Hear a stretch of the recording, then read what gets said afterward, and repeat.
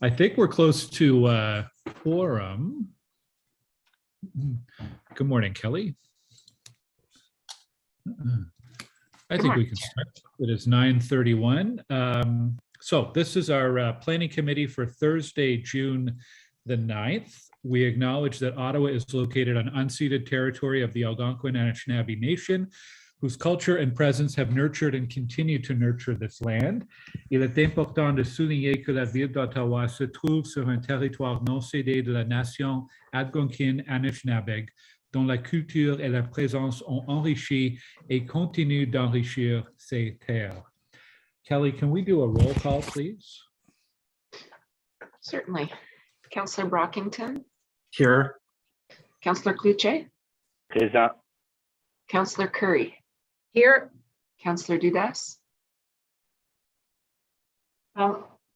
Mr. Chair, I believe we're just promoting Councillor Dudas from the attendee waiting.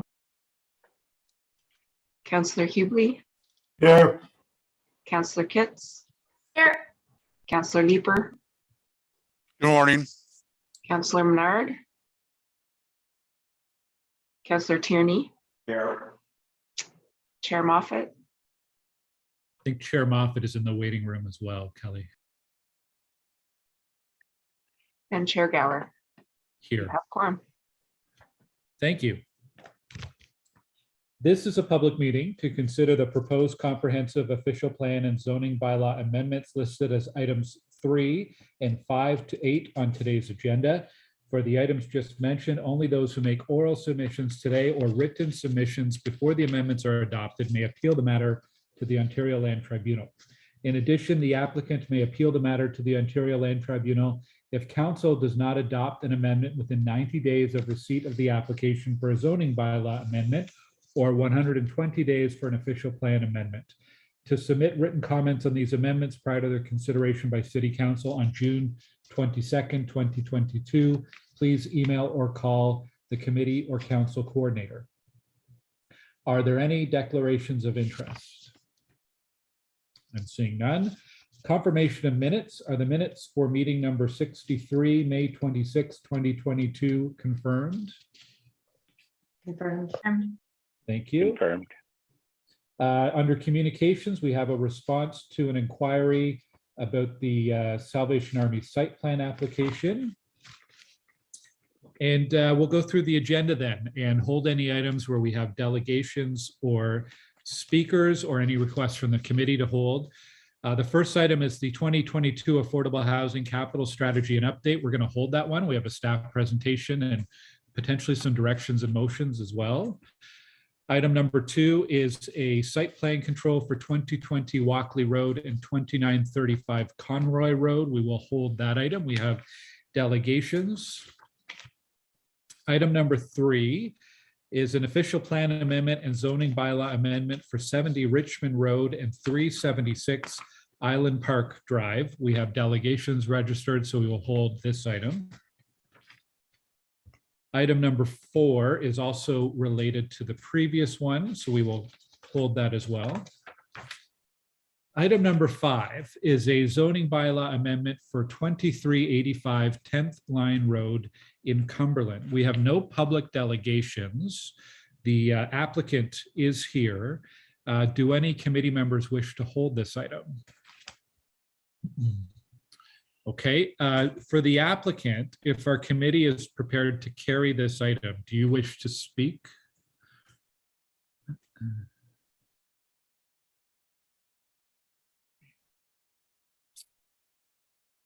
Good morning, Chair Gower.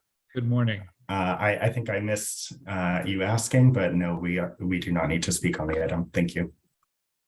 Okay, thank you. So on the zoning bylaw amendment for 2385 10th Line Road, are the report recommendations carried? Carried. Carried. Okay, item number 6 is a zoning bylaw amendment for 1435 and 1455 Morissette Avenue in River Ward. There are no public delegations registered. Do any committee members wish to hold this item? Okay, we do have the applicant here. So I will ask the applicant if the committee is prepared to carry this item. Do you wish to speak this morning? Good morning, Mr. Chair. No, we don't need to speak to this item unless there are any questions pertaining to the application. Okay, thank you. Thank you. So on the zoning bylaw amendment for 1435 and 1455 Morissette, are the report recommendations carried? Carried. Carried, thank you. Item number 7 is a zoning bylaw amendment for 126 York Street and 151 George Street in Rito Vanier. There are no public delegations registered for this one. Do any committee members wish to hold it? Councillor Fleury.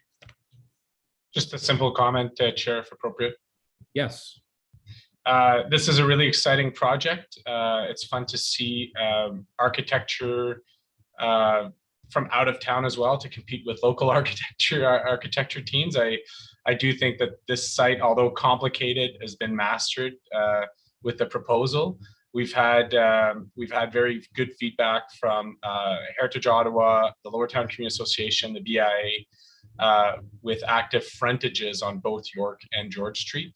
I will note for public record and for the applicant, I'm looking through the site plan to get a proper pedestrian crossing from Waller Mall to kind of the courtyard they're creating. So it's something that we could certainly work on in the site plan, and I'm obviously very happy with what is now a surface parking and what is Marcus Organic building, which will be preserved and built into a really interesting property. Thank you. Okay, thanks, Councillor. Nathan Patrician is back representing the applicant on this one. Nathan, if the committee is prepared to carry this, do you wish to speak on the item? No, Chair Gower, we do not wish to speak. Thank you. Okay, so on the zoning bylaw amendment for 126 York and 151 George, are the report recommendations carried? Carried. Carried, thank you. Item number 8 is a zoning bylaw amendment for 706 March Road in Canada North. There are no public delegations registered. Any requests to hold this from the committee?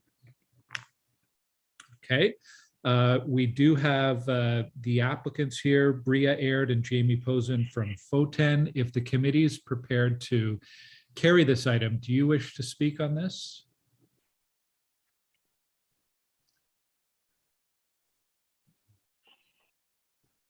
I think we're just letting them into the room.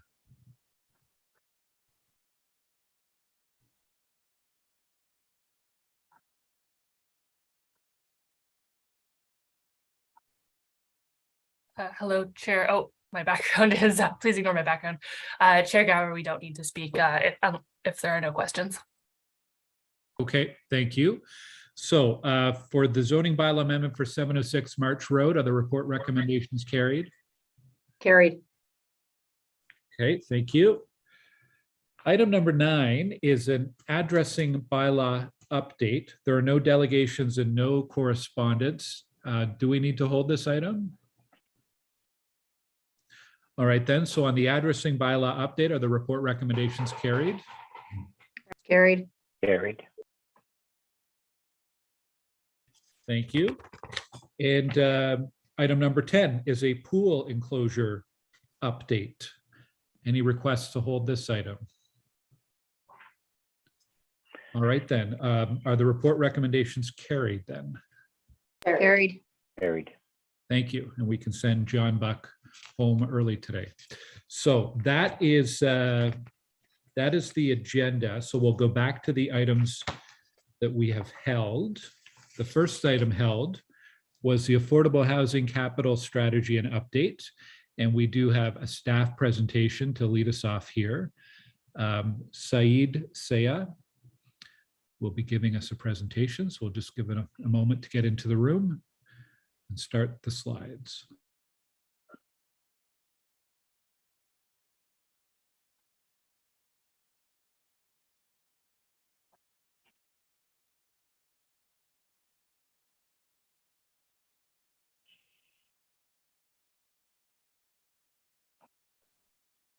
He might just need to, oh, I think he's joining now. Good morning, Seed. Good morning. Good morning, Chair. Thank you. And this morning we will be presenting the 2022 Affordable Housing Capital Strategy and Update. With us today, we do have Lauren Reeves, who will actually be giving the presentation. And I believe Lauren is also on the line. I just want to confirm that she's ready. Okay, so Lauren is the manager of affordable housing, and so I'll let Lauren kick it off. Thank you. Thank you. Good morning. This is the Housing Services Annual Affordable Housing Capital Plan for 2022, as well as an update on affordable housing projects that are underway. Next slide, please. So I'll just take you through the recommendations of our report. The first is that 19.2 million, composed of $15 million in city capital funds approved through the budget this year, and 4.2 million under the Ontario Priorities Housing Initiative, or OFI, be allocated as follows. Firstly, we would allocate $10 million to Ottawa Community Housing Corporation for their project at 818 Gladstone Avenue, which is their Rochester Heights Phase 2 development. That would be city capital. And then next, we would allocate 7.2 million to Nepean Housing Corporation for their development of 31 affordable units at Dunbar Court. And that'd be composed of the 4.2 million in OFI funds and 3 million in city capital. And then next, we're recommending this pilot project whereby we would allocate $2 million in city capital funds toward a request for proposals for private sector developers to deliver affordable housing units. And this would be in conjunction with CMHC's co-investment financing program. That financing program offers reduced financing rates to developers in exchange for affordable units. A certain percentage of affordable units would be provided. But one of the requirements of that financing program is to receive municipal support. And so this tool would be something that we could provide to developers to obtain that municipal support. Our implementation mechanism would be a municipal capital facility agreement in order to allocate funds to the private sector. Next slide, please. Recommendation 2 pertains to the Ontario Renovates program. This is funded through the provincial OFI funding. And this year it's 1.2 million. The program provides forgivable loans for major capital repairs and accessibility modifications, and was initially only available to low and moderate income seniors and persons with disabilities. Last year, we expanded the eligibility requirements to permit or to allocate 600,000 of those funds for community housing, for capital repairs and accessibility modifications, and it had great success. So we'd like to further expand the program this year and allocate up to 300,000 to not-for-profit and charitable sector landlords for the same thing, for capital repairs and accessibility modifications. Next slide, please. Recommendation 3, we're recommending that the total in from budget surplus and in the Housing Reserve Fund of $13,376,000 be used to fund both a contingency budget as well as acquisitions for our not-for-profit housing providers. For the past 2 years, the COVID-19 pandemic has caused significant disruptions in the residential construction industry, impacting the ability of our not-for-profit partners to deliver affordable housing projects on time and on budget. Construction costs have increased greatly over the last 2 years, and even more so just this year alone. We're hearing increases of anywhere from 25 to 35% project cost increases over the last 2 years. To ensure the projects we funded since 2020 remain viable, Housing Services has had to consider additional support for projects currently under construction. Previously, as part of last year's capital plan, Council allocated $4 million in contingency, and that 2021 contingency has been adequate to stabilize several projects from inflation-related cost escalations. This year, we're continuing to work with our housing partners to manage risk and address the need for contingency funds to ensure continuation of the projects that are currently underway. The housing reserve funds could also be allocated to support not-for-profit housing providers in the purchase of affordable rental properties that may be at risk of redevelopment, or which could serve to provide accommodation that would allow individuals and families to exit the physical distancing centers, shelters, and hotels. These funds will allow selected housing providers to act quickly as properties become available on the market. Recommendation 4 is in the event that additional funding becomes available, and we've heard rumors that the federal Rapid Housing Initiative will allocate a round 3 of funding this year at some point. There may be potential for additional social services relief funds from the province, or perhaps some other funding that we're not aware of yet. And we're requesting that the Director of Housing Services be delegated authority to submit an investment plan for these funds, subject to it being consistent with the 10-year housing and homelessness plan. Next slide, please. So while we expect there's likely to be additional funding from other levels of government later this year, this capital plan does support the construction of at least 300 new affordable rental units, including those at Rochester Heights by Ottawa Community Housing and Dunbar Nepean Housing in Nepean. So that's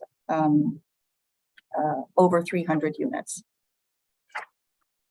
But as a current snapshot, there are 1,346 new affordable units in the pre-development, planning, or construction stage, which is more than we've seen in the last 20 years. Given the challenges in the residential construction sector, we continue to work with our affordable and supportive housing partners to manage risk and ensure the projects continue to advance toward completion. Next slide, please. Ottawa Community Housing Corporation, OCH, has several key projects underway at the city, and OCH have partnered at 715 Mechanic in Waterridge Village to advance this $100 million, 271 unit project, which consists of 3 buildings and provides a variety of unit types and levels of affordability. Planning approvals are in place and construction started early this year, though it's expected that additional funding will be required for this project to reach completion. Next slide, please. OCH's development at Rochester Heights, Phase 2, is in the planning approval stage and has gone through a recent redesign to add 50 units for a total of 270 units. With the 2022 recommended funding of $10 million, in addition to $2 million that was allocated in 2020, this development is expected to start construction by the end of this year. However, like our other housing partners, OCH is also impacted by project cost escalations caused by increased cost of materials, labor supply shortages, and rising interest rates, increasing their borrowing costs. As a result, it is expected that this project will require additional funding in 2023 in order to be fully funded. Next slide, please. OCH's Gladstone Village development. This has 339 units and has planning applications underway and is expected to be construction ready in 2023. Capital funding allocations will be needed next year to advance construction of this project. So in light of the financial challenges to several affordable housing projects, over the coming months, staff will continue to monitor projects underway and work with our partners to manage risk. There remain a lot of unknowns, economic uncertainties, possibilities regarding future funding from other levels of government, review by CMHC of its national housing strategy financing programs as well. But also the Housing Services Long Range Financial Plan is intended to be updated each term of council, and in order to reflect new information such as changing policy priorities, price changes, and new legislation. So it may be timely to review the LRFP early in the new term of council. Next slide, please. With all of that said, we do continue to deliver on the objectives of the 10-year housing and homelessness plan. The shift over the past decade from a traditional shelter model to the creation of more supportive housing units or housing with supports to address chronic homelessness has led to the creation of over 800 supportive units across the city since 2006. Shelter capacity for single men, women, seniors, and youth is currently 856 beds. And as we continue our investments in supportive housing, the number of these housing units will soon exceed the number of beds in the shelter system. In 2022 alone, we expect 106 new supportive housing units to be completed. Next slide, please. And over the next 2 years, there are another 123 supportive units expected to be completed. These are, for example, 44 Eccles by Cornerstone Housing for Women. There will be 46 supportive housing units developed there at 216 Murray Street with Shepherds of Good Hope. They're building 48 supportive housing units, and once those are complete, they will also reduce the number of shelter beds at their King Edward shelter by the same number, by 48. And then there's the 49 Lisgar Street by John Howard Society, and they're building 29 units, supportive housing units for women. Next slide, please. There are 291 affordable and supportive housing units that are in the pre-development stage. Now in 2022, we're recommending that Dunbar Court move forward. They've achieved shovel-ready status, and they are ready to advance to construction this year.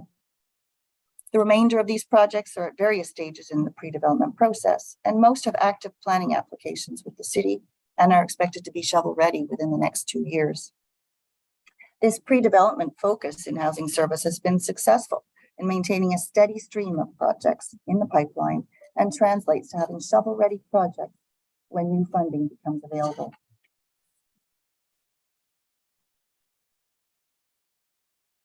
Next slide, please. Stabilizing our existing projects remains a key priority this year, as is continuing to fund strategic acquisitions.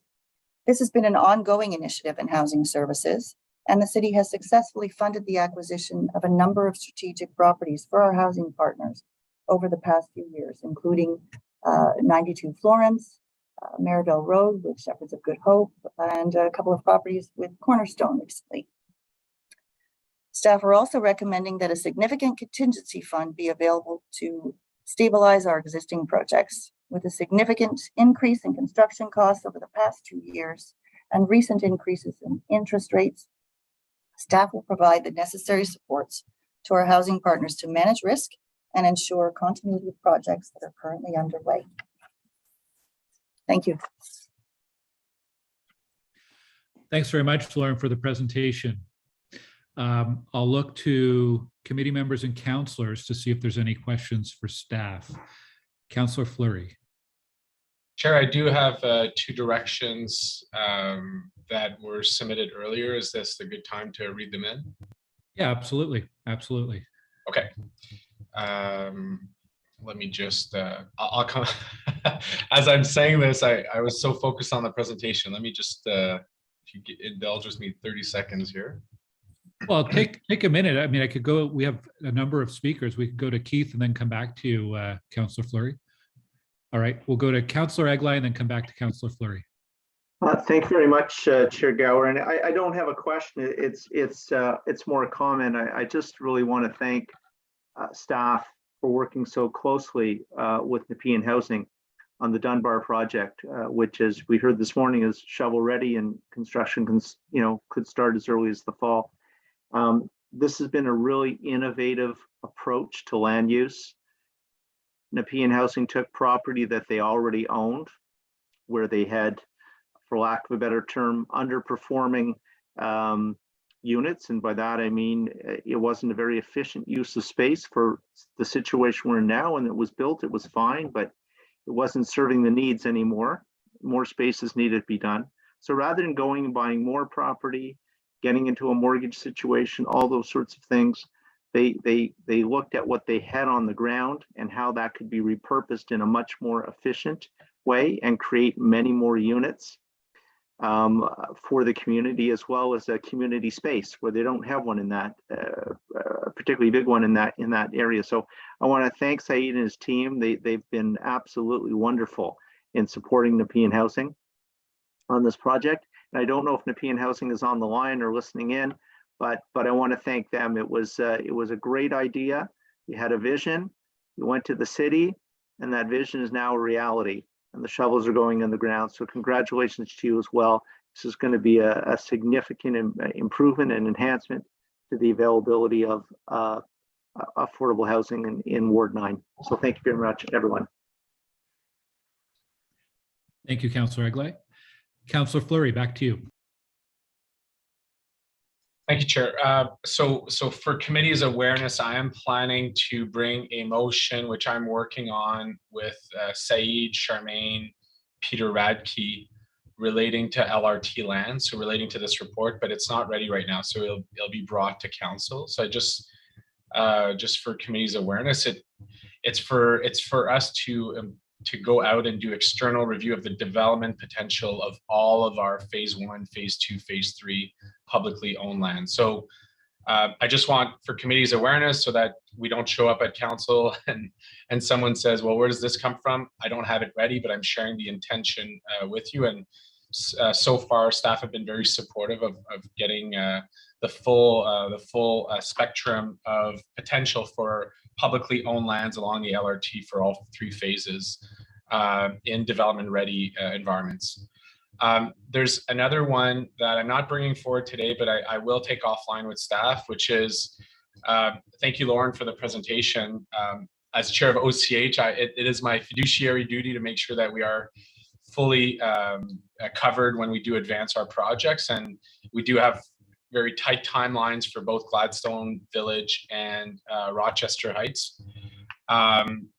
So for me, there's back and forth between staff and OCH. I just want to make sure that all of the financial elements are aligned. So Chair, I might come back and with a motion for council, but so far I do think there needs to be further conversation between the 2 groups just to make sure that we're all aligned with the construction timing objectives. That's my main concern, is that where I stand today, there might be some delays, which I want to make sure that we don't incur. But on the 2 directions that were supported by staff, and I want to thank both Lauren and Saeed. So it's for recommendation 1C. So the recommendation reads as follow, that staff are currently developing mechanisms that will encourage or incentivize private sector developers to include affordable units in their development proposals. The report recommends that staff begin a pilot request for proposals for the development in consultation with CMHC to provide up to $2 million in funds from the 2022 capital budget to offer financial incentives to the private sector. My direction, Chair, is that that's great. I want us to maximize our plug-in with the private sector, particularly on the rental front. And I do believe that staff are moving forward with a head lease environment, which will help us there. But in the meantime, I just want to make sure that those funds, those city funds, do go to individuals that are on the centralized waiting list. So the direction reads as follow, that staff be directed to ensure that new affordable units acquired through public-private partnership be assigned to residents currently in the city's centralized waiting list. Okay, and staff, are you willing to accept that direction? Chair, we're currently working on the directions upon request from Councillor Fleury. The one that refers to changing recommendation number 4 it looks like that will have to be a motion, and staff are currently drafting that and should have that ready for committee shortly. Okay, but this first one that the councilors introduced on the centralized waiting list, that's acceptable for staff?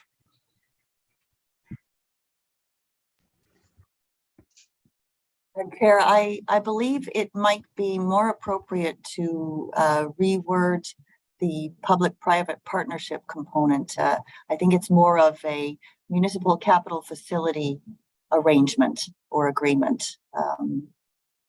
I see that as friendly, Chair, absolutely. Yeah, I'm looking at to make sure that the residents are from the centralized waiting list, that's all.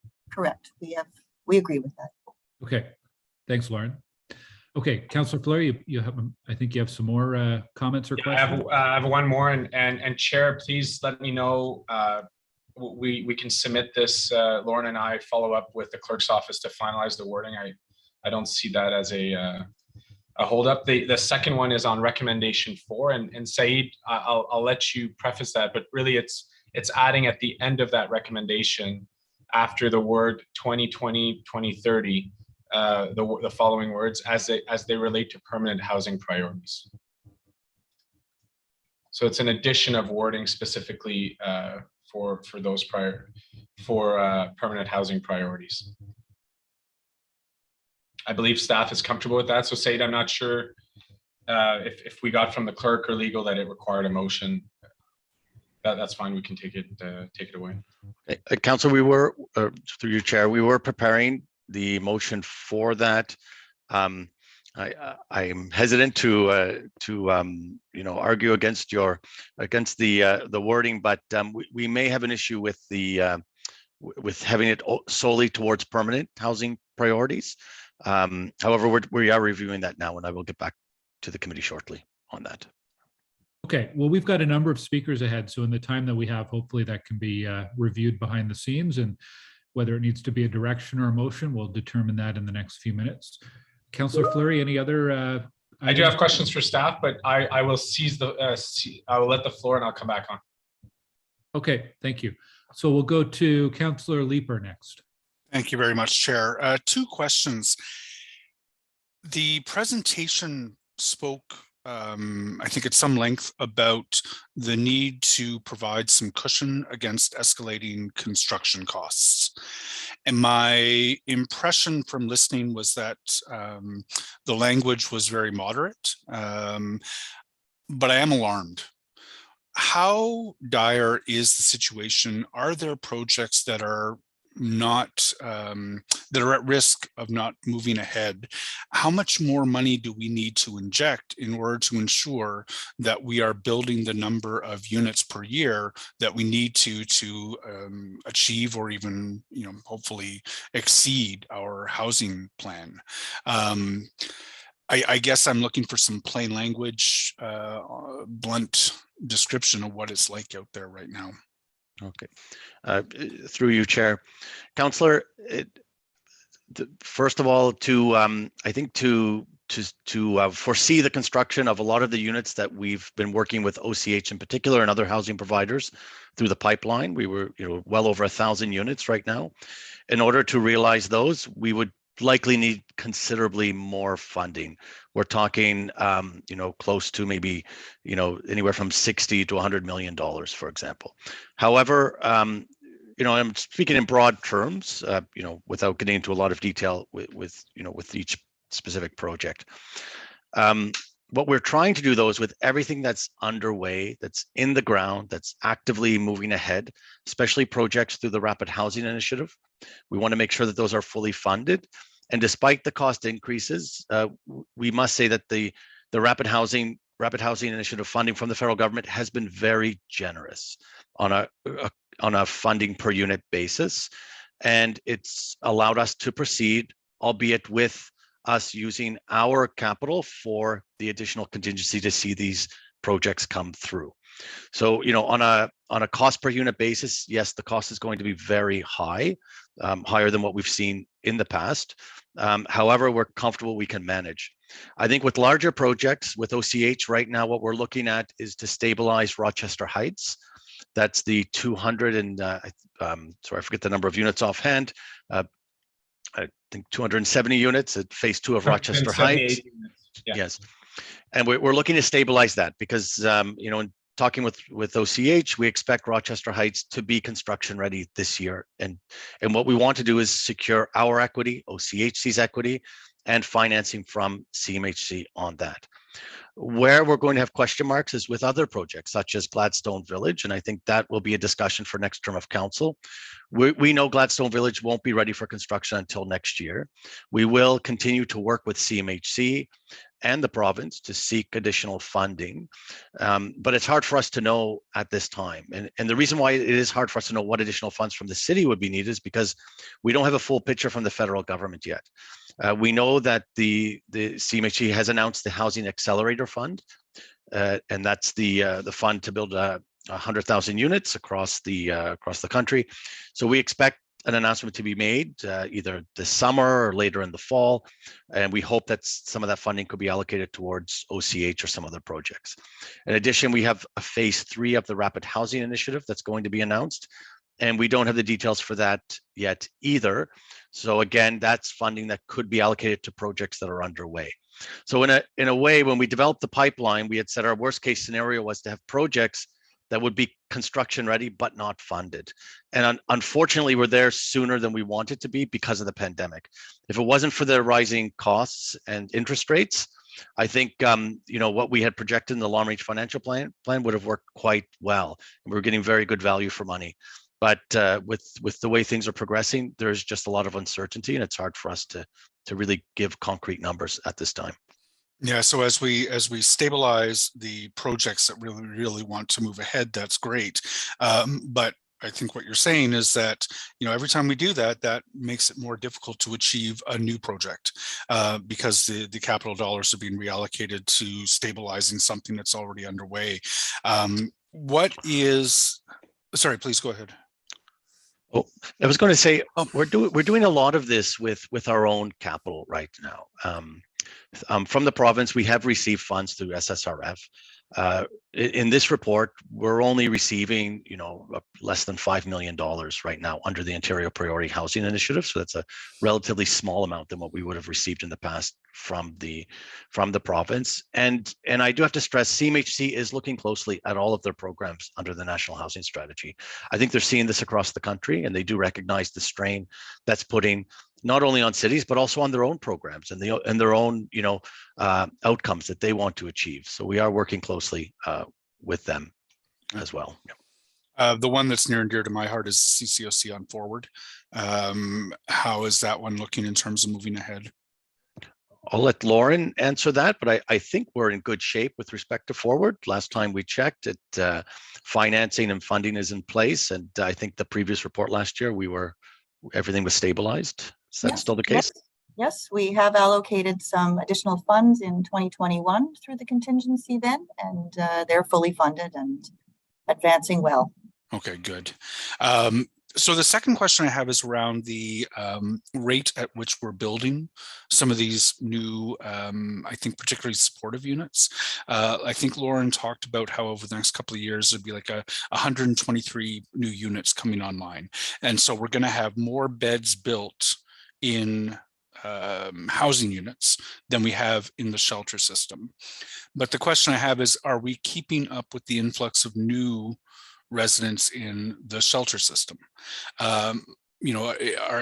Is the rate at which we are building sufficient to offset the influx of new residents such that we can actually start to do with fewer shelter beds?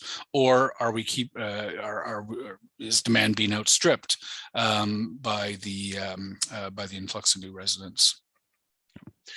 Through you, Chair, that's a complicated question for us to give a simple answer, Councillor. I think part of this is transitioning our overall system from shelters to transitional and supportive housing. I think that's going to be a key component. And there's obviously linkages to Ontario Works and ODSP and how those social assistance programs work and interact with people in the emergency shelter system. And this is because it's part of the movement of the shelter population is also regional, right? We're not always dealing with a static City of Ottawa population as well. if you're asking me, I do think that we obviously have a shortage of shelter beds right now. We're using the physical distancing centers to continue to temporarily accommodate individuals. We do have challenges housing people, just getting individuals housing ready, having them access the proper case supports, mental health, addiction supports as well. So these are all things that we are working on. We're increasing resources in all of these areas to provide those supports. But I don't foresee a near future where we can reduce shelter beds. That's going to be challenging. But can we maybe move towards transitional and more, transitional options within a supportive housing framework? Possibly. But we are looking more closely at this. We have staff examining the data, and we're hoping to come back to more fully answer this question in the next term of council. And that is, we're gearing up toward the next budget in, I guess, January. And my hope is that we'll get some really granular visibility into what's happening. We can make some decisions about how we want to invest in housing to try to keep up both with the what seems to be increasing demand in the shelter system and keeping up with that inflation in the construction sector. Thank you very much. Thanks, Chair. Thanks, Councillor. Saeed, can you just clarify something? I think it was Councillor Leeper's first question. You had referenced that we may need $60 to $100 million more in funding. Is that just the city portion of these projects, or is that 60 to 100 million that could come from provincial or federal levels as well? Chair, it can come from provincial and federal numbers, and that was a very broad sort of stroke answer as well, because we have a lot of projects in the pipeline, but with the cost that we're seeing, there is additional funding that's needed. In next term of council, we do have 60 million that's allocated for that term of council as well already. For the 4 years. So we would be looking at that. Yeah, and it is not over a 1 year because of the way that these projects are funded over multiple years. That would be spread out over more than 1 year, right? That's correct, yes. Okay, thank you. Councillor Menard. Yeah, thank you very much. Just picking up on that point, I guess the question would be, given the Rapid Housing Initiative and some of the more federal intervention on this, is matching funding usually requires a third, or sometimes there's 50-50 arrangements depending on the federal program. Would more investment at the local level leverage more funding at other orders of government to meet the needs that we've talked about in terms of that larger $60 to $100 million figure? Through you, Chair. We are working actively with CMHC, and I think with some projects we could get they could be very receptive to that. I think, however, overall the answer to that question lies more with the council and the mayor's office with respect to senior levels of government and decisions that they make. But I do, but it is our opinion that the city has put its third share of equity forward, and that we do continue to lobby both provincial and federal governments to provide their portions as well. Okay, it would be good to have next term of council just a report on just the number of funds out there and what kind of funding we could put forward to better leverage that. If that is the case, because I think the Rapid Housing Initiative really has been a big push by FCM and others. It came quickly. As you know, we've been calling a lot for the conversion of hotels, the conversion of older apartment buildings, whatever it might be, to push and get some of that funding. And I know we did a review previously of those buildings, and the affordability for some of those at the time seemed unaffordable. Has that changed? Has that calculation changed from what we were looking at previously a couple years ago when we said no to buying multiple hotels that could have been converted into affordable housing? Thank you, Chair. I think there's been some misconception about the Rapid Housing Initiative affordability requirements, and I'm not sure how it's been used in other municipalities, but in Ottawa, we don't really have any other program that would exceed the affordable housing requirements of the Rapid Housing Initiative program here. So everything that we've allocated it to, all the units would be affordable to anybody on ODSP or Ontario Works, for example.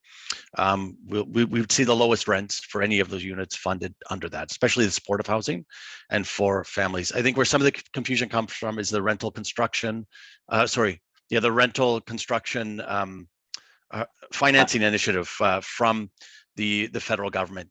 That's where there was a lot of confusion, because that program had an affordability target set at 10% below market, where market was defined between CMHC and the private developer. So you would have rents at $2,200, $2,300 a month.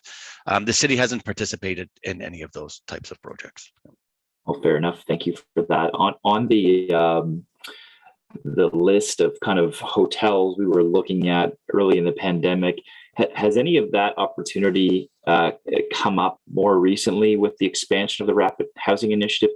Are we still looking at that as a viable option moving forward?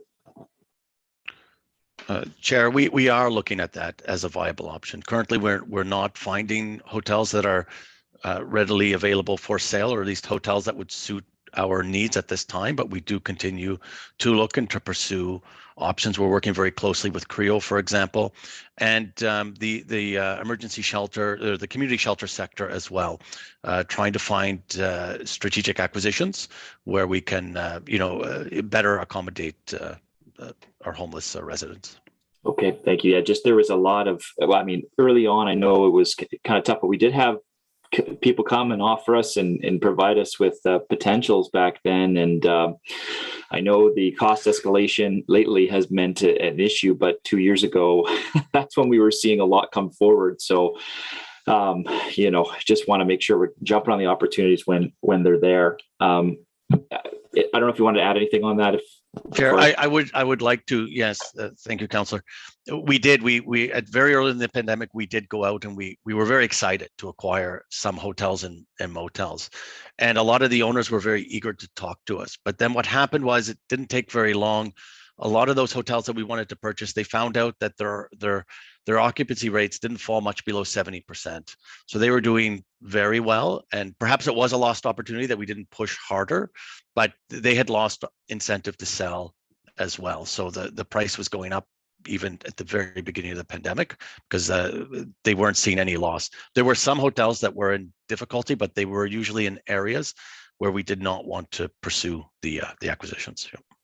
Everything was changing quickly. It was a really short-term, I think, opportunity at that time, and that's why we were really pushing at that time. I know staff did due diligence on that. I just remember a few come forward that we said, no, we're not doing it because our financial model doesn't meet it. But I wish we had, I guess, back then, because we could have acquired more housing units, especially given the price inflation we're seeing today.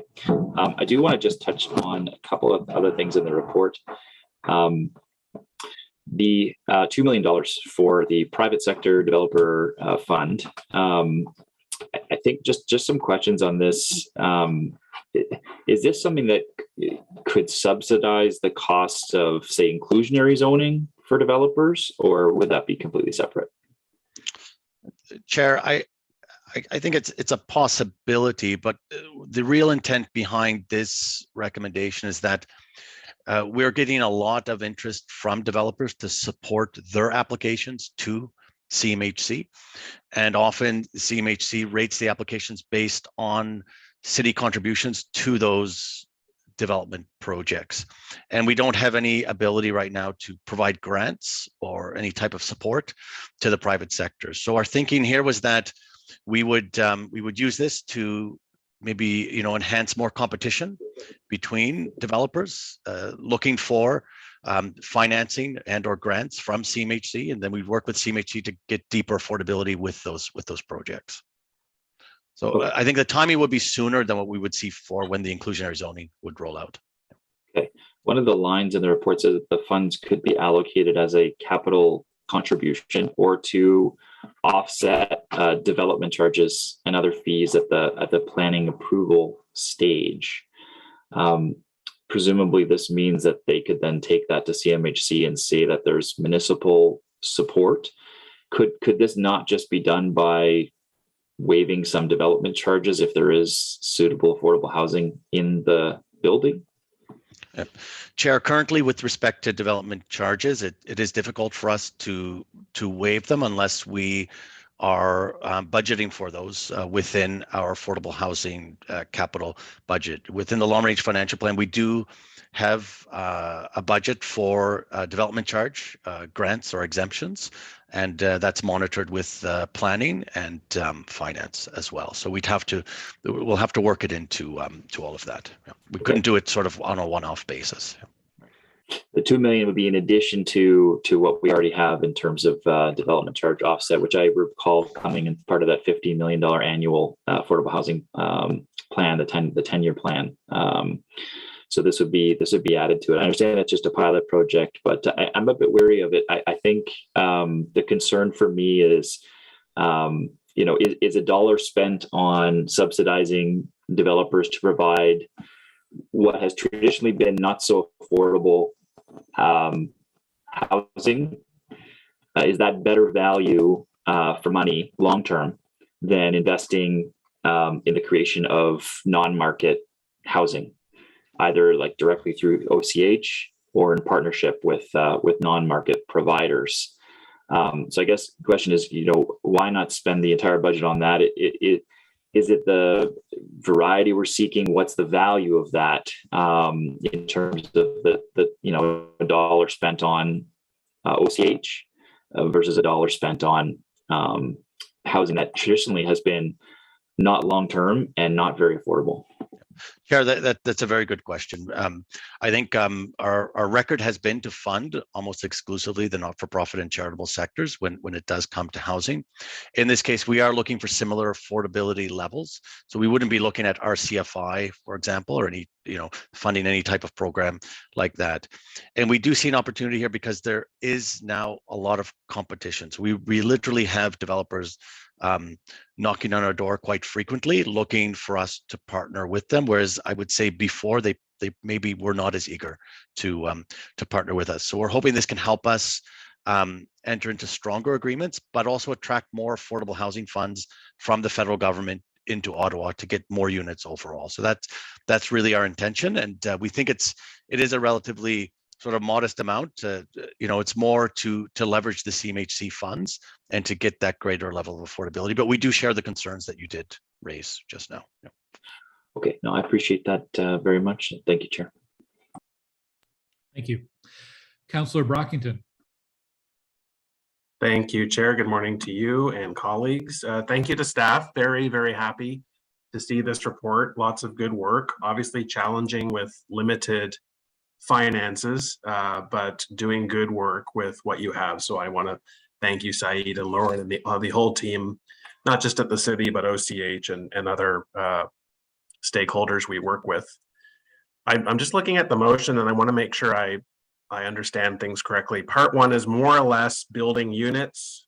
Part 2 is about upgrading existing units, if I can say that simplistically. Part 2A talks about, I have to pull up the motion, $600,000 to be made to community housing for capital repairs. Is that Ottawa community housing? Chair, no, that is community housing providers. Oh, plural. Okay. Yes. Can we get a sense, and I don't expect an answer today, but my residents who are in social housing, the number one thing we hear is assisting them with transfer requests, followed closely by sort of the state of their home, state of the buildings or homes that they live in. Can we get a sense of how bad things are with the state of our existing capital stock in this city? We know more or less what the demand is for units to house people, very good metric to follow. But I don't have a true sense on what the backlog of work is to repair and renovate existing stock. Is that something maybe we can get by way of a one-pager before council meets? Chair, this was actually addressed at Community Protective Services Committee about, I can't remember the date of the last report. We did allocate just under $15 million in provincial funding for repairs. We do have it in our work plan to continue to work with the entire community housing sector and especially OCH to look at the backlog of repairs and and capital maintenance that is required, life cycle work that's required in units, and it is in our work plan to bring this to council. We could bring you more information on the status of repairs prior to next council. However, it is quite separate from this report. This report, it's a few $100,000 or $600,000, and it's really targeted at accessibility related modifications to improve accessibility and AODA requirements above what we're funded for under the community housing program funds that we received from the province. Yeah. Fair enough. Yeah, the way it's worded, it says capital repairs and accessibility modifications. So I thought it was two different buckets. If you could just offline direct me to that CPS report, I'll read it and follow up. But I do think as important of knowing accurate and up-to-date data on who needs to be housed, I at least am very interested to have a good understanding at the macro level, sort of the backlog of work that needs to be done. And I do acknowledge there's a lot of money being spent, but I have no sense of what the backlog is, and I would like to have that information. Chair, we can provide that. All right, thanks very much. Thank you, Chair. Okay, thank you. Councillor Cloutier. Thank you, Chair, and thanks, Saeed, and your team, Lauren, for this report. Councillor, your volume is quite low. Is there anything you can do to bring that volume up? I apologize. I've got my headsets on.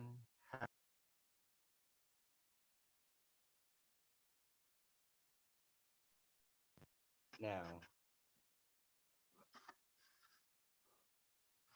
is it better? It's about the same. I mean, we can all bring our volume. You're quite quiet there. Try to get off. Oh, that's better. That's better. Is this better?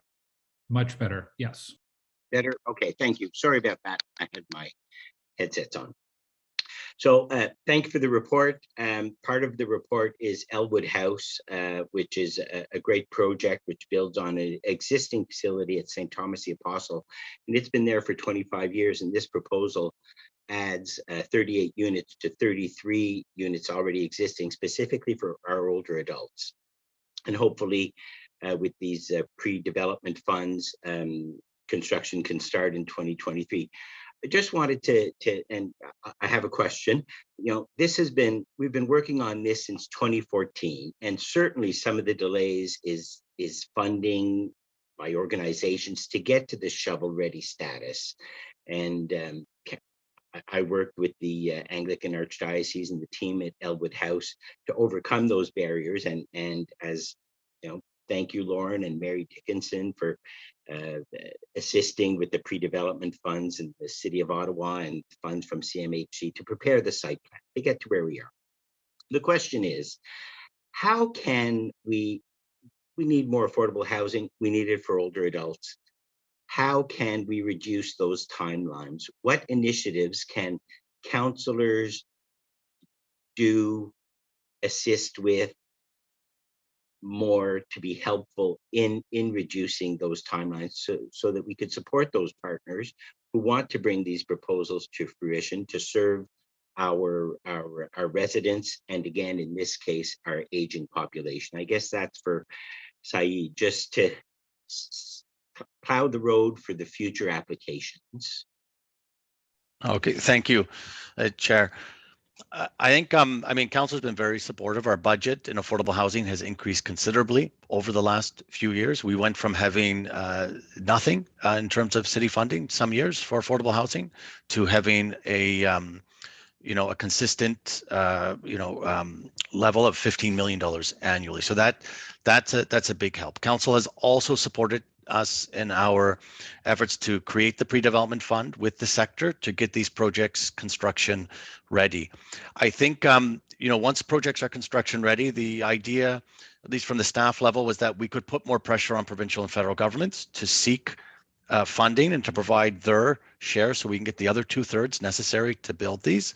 And I think, short of, providing more funding, we could pressure other levels of government also to provide fundings to see these projects start sooner. It's funding and other programs that are easy for organizations such as Elwood House to access in terms of financing and so forth to not just build the project, but have a financially sustainable, affordable housing residence in the long run too. Thank you, Saeed. And yes, that site has been operating for 25 years with 30 or so units, and they want to add on because they have a good organization and very successful.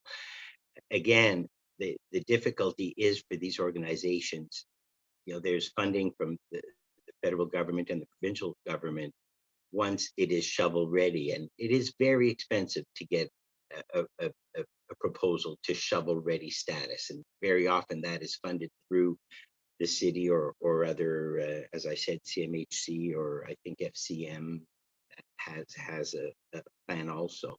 And so that is absolutely a barrier. And I fear that sometimes some organizations just give up because they can't get to that state where there is a proposal that is ready, that staff can support, that the councillor can support, that the community can support, and that is financially viable to from a financing point of view to execute. And so I think at the outset there is that barrier that we need to focus on to overcome a little bit more. And if that's city funding that needs to be augmented, that might be the way, but we certainly need to focus on that. Thank you, Councillor.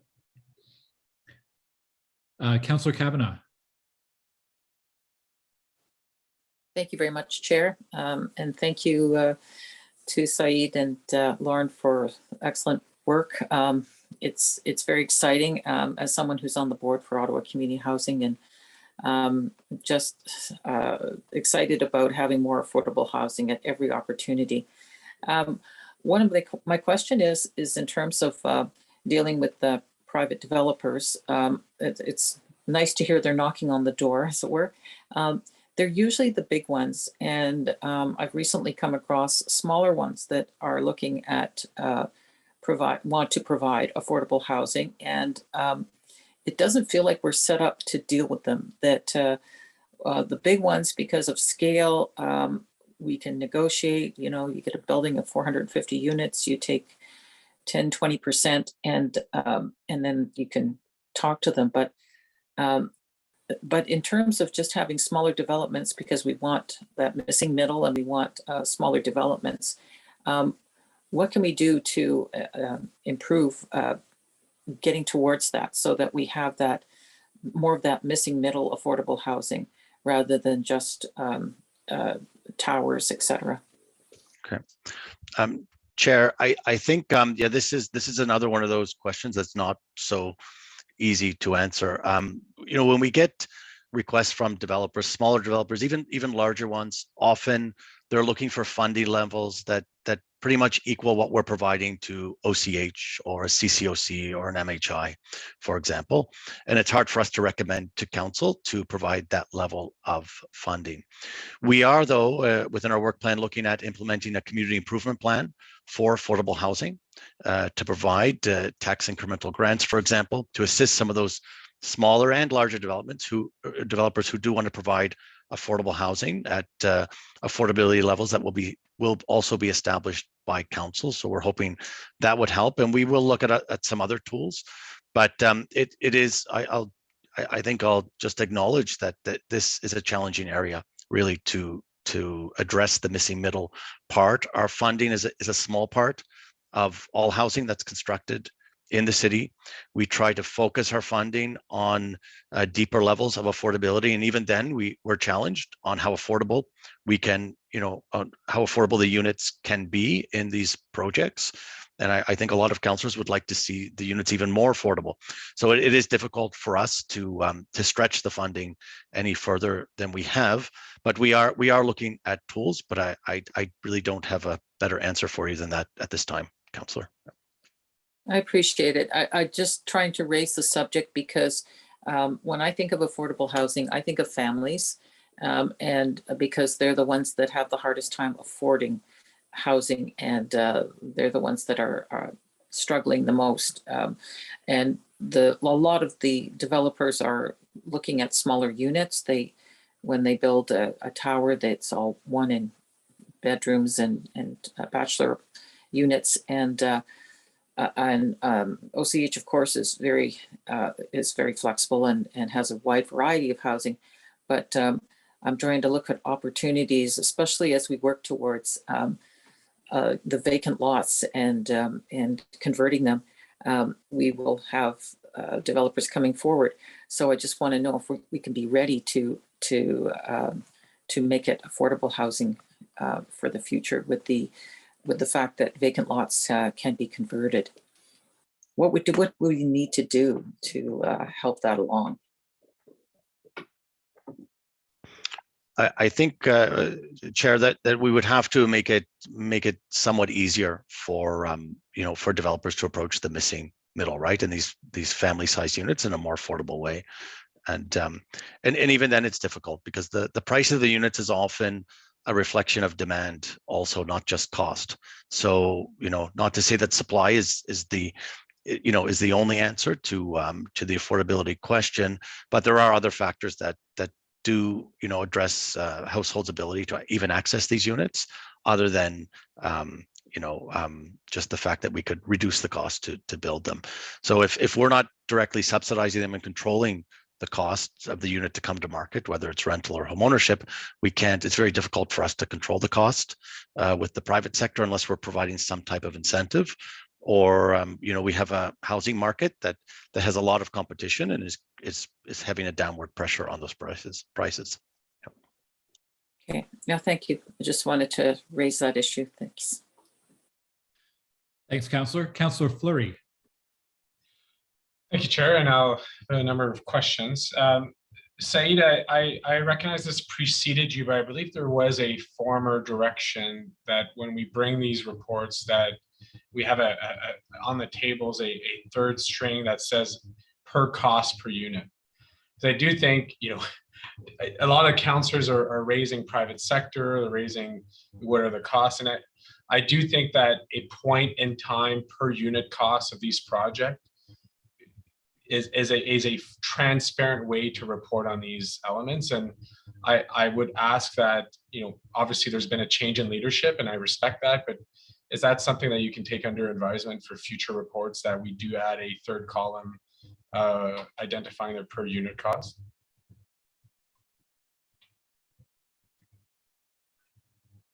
You are on mute, Said. I'm on mute. Thank you. Chair, yes, that's something we can take under advisement. I think, however, I would say when we look at cost, I think we could look at amount funded per unit for each project. I think that's really what you're getting at. And then with respect to cost, we'd obviously have an estimated cost early in a project's conception, and then later we'd have a final cost that we would have to look at how we can report on that. But the amount funded per unit, yes, we could easily make that available to council. Okay, thank you. When I look at the supportive housing areas, and I want to be supportive, but I do want to understand the financial side of it.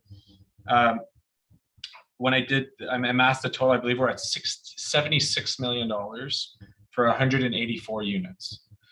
And then when we break down the units, Jock Vale's on par, Saint Denis on par, Forward's on par. They're around, 30 to 50 units under 6 million, right? Like, kind of give you a gauge. But there are two projects that sort of pop, like, oh, I'd love to understand why were they so much more expensive, and that's Eccles and Maryvale. So both, Eccles were 46 unit, close to 16 million, and then Maryvale close to 60 units, 13 million. So could you give us some context to why there's such a almost 3 times the cost for the other project for similar unit counts? Yes, Chair. There's one reason that there's a big difference in the cost, and this is the amount funded, because some projects are financed. So the financing piece does not show up in these tables. So for example, Jock Vale, that would be financed by OCH, and part of the rents would pay for that financing over a 20 or 30-year period, for example.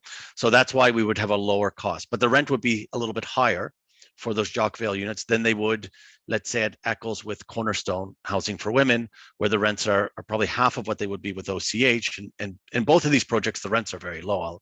I just do want to say that OCH, we're looking at $800 a month for, you know, a unit that can house households with children. And Eccles, it's supportive housing for women, so they're small studio units. With Eccles, though, there is another funding source, I believe, that is in there, and so that unit cost will probably be just as high as the others. But typically, it's because the financing is not included in the funding cost that we provide in these reports to council. Yeah. Okay, I want to applaud, even if it's small. It's small. I do think that the Black-led family unit initiative is a good start. I think this council and staff should stay on top of the growth potential and should really focus on how can we support. We've seen large Black families, particularly in motels, for a long time, as you're aware. And you know, if this could be a sustainable and growth model, I would encourage it. There was no cost attached to both the Dunbar Court and Elmwood House. I wonder if you have that handy, or if you could share that offline. Okay, Chair, with respect to Elmwood and Dunbar, we've allocated up to 7.2 million for Dunbar, and we will continue to do work with Nepean Housing to develop those costs. It's still fairly early in the process. Elmwood House, we're in the pre-development stage at this time. So we may have high-level Class D estimates, for example, but we really don't have any reliable costs right now. As we get closer to to seeing building permit realized, or actually not even a building permit, but let's say site plan, for example, then we'd have a better idea of what the costs would be. Okay.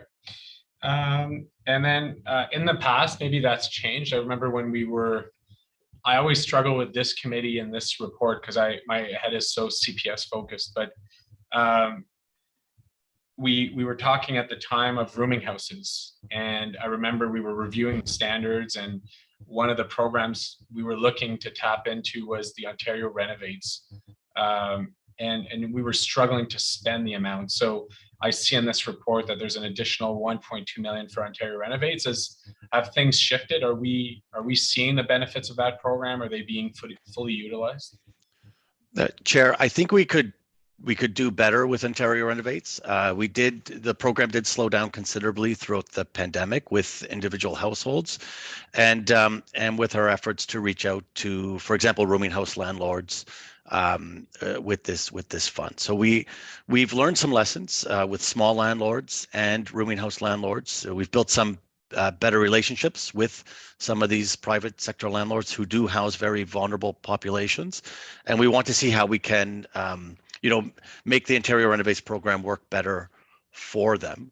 So I'll say I think we can do better in that area, and I want us to continue to engage with the sector. There are some challenges with some of these landlords, of course, but some are also very good, and we'll be very happy to work with them. Okay.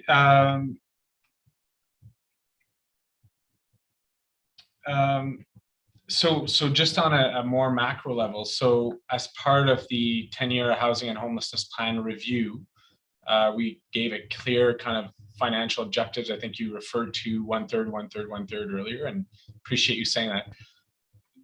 We would have passed the first year last year, and we're in the second year of those objectives, if my memory serves me well.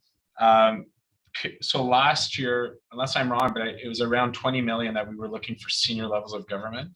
How do we have an amount for capital that we've received, and what is the difference between what we were expecting and what we received?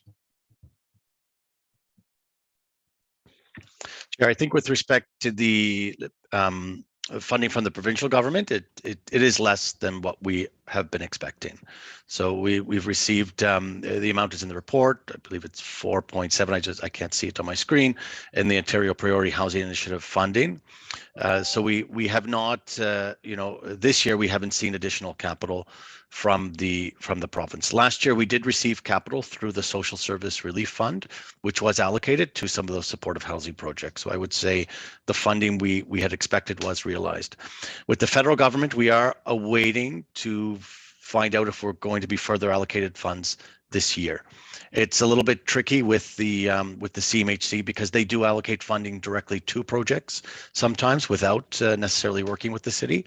So I guess, one could argue how we calculate that 1/3 with the federal government, but we do expect to see at least a third, or, we should expect to see a matching of our funding from the federal government in 2022. That's my guess at this point. Okay, but for the 2021, I'm trying to, one of the things that's important for council is to stay on top of its plan. So did year one realize itself in terms of capital funding needs outside of the city? Because I think the amount we had affirmed, we actually exceeded with the last report, which came out, I guess, last month. Yes, Chair, I think if we account for SSRF and the Rapid Housing Initiative, that we could say yes, that we received what was expected. Although these were very, exceptional circumstances as well that nobody anticipated, and the project costs were very different to than what we had anticipated in the long range financial plan. That's the only caveat I would add to that. Yeah. And I'm just trying to get clarity here. So what was the amount we were expecting, and where would we range around? Because like 5 million seems short of 20 million, which is the figure I had in my notes. So, Chair, I think the 5 million you are probably referring to the Ontario Priority Housing Initiative amount, but I was also counting the Rapid Housing Initiative funds and the Social Service Relief funds that were allocated towards the supportive housing that was funded last year as well. So I would need staff to pull together those numbers quickly, but just quick estimates, we would, from our recollection, we've received that amount of funding from provincial and federal governments. Yeah. Okay, is that, if you don't have it right now, don't stress. Is it something that you could take away and follow up with me before council? I'm just curious to see it. I do think it's important we stay clear on the plan, and each year funding shortfalls or funding attained by us, but also senior levels of government. Yes, Chair. We have the amounts in the report, but we could break them out specifically by year so that we can map out for council what we received each year and whether it met our expectations. I think one of the challenges too, though, is that we are funding, or we have more units underway also that can be funded as well. So when we look at our long range financial plan, it's the cost of units exceeds what we had projected when the plan was brought forward. So now more funding per unit is required. So that is throwing some of those numbers off. Yeah, 100%. And it's going to get complicated soon. Chair, I see Donna on the screen. I don't know, Donna, if you were looking to add here. Yes, thanks, Mr. Chair, and thanks for the question. So part of our reporting on the progress report is to actually talk about those investments that have been made each year. So we will be providing a progress report to council around that summarizes the investments and the units. But we can say that in 2020, our investments overall were 61 million, of which the city was 15. The city portion was 15 million. Provincial and the OFI was 2.58, and 11.3 in social services relief, so about 13, and the federal government through rapid housing was 31.9. And in 2021, our investments were 52.1 million, 15 million from the city, 3.69 from OFI, 10.5 from social service relief, and feds were about 22.4. So we can give you that in summary in advance of council, but it'll also be coming out in the progress report. Well, that's helpful, Donna. I appreciate that. And then, Chair, there was a few comments around OCH that I'd love to address. So, Councillor Brockington, I don't know if your question to Said related to the capital or the building condition assessments for OCH. I want you to know that OCH and the city are working closely, and we were successful in getting a loan program for capital repairs, which are securing the OCH capital needs for the next 9 years, I believe. Said, you can correct me if I'm wrong, but that came to council late last, or at the beginning of this year, if I recall. So from an OCH perspective, Councillor Brockington, I'd be glad to give you an update. And maybe that's a bit of the challenge, chairs. When we review governance, I really encourage everyone to take a deep look at the housing governance. Getting both in CPS and planning is starting to be really wonky, specifically with the support side and then the capital side, and then you have OCH that are in both. So I would strongly encourage council members to take a deep look at the housing governance for next council. But Councillor Brockington, if your question relates to OCH, I'm glad to share with you the report for capital and capital repairs for OCH, which was done in partnership with the city, and we received confirmation, yearly amounts from CMHC. Thank you. I'll reach out to you, Matt. Thank you. And then Chair, I know there's revised directions or motions. So if you indulge me, I know there's one more hand. I can maybe look at my email if there was something that came in while I was speaking and come back on to read them final. Well, let's finish questions and then we'll go to the motions at the end. Give you a little bit more time to make sure they're finalized. Councillor Menard. Thanks, Chair, and I'll be quick. Just coming back to that point 1C, just in terms of a pilot project, I guess, are we seeing this studies on this that have shown this is working in Ontario or other municipalities that are reallocating capital dollars to private sector builders in this way, just in terms of the backing of the 1C clause?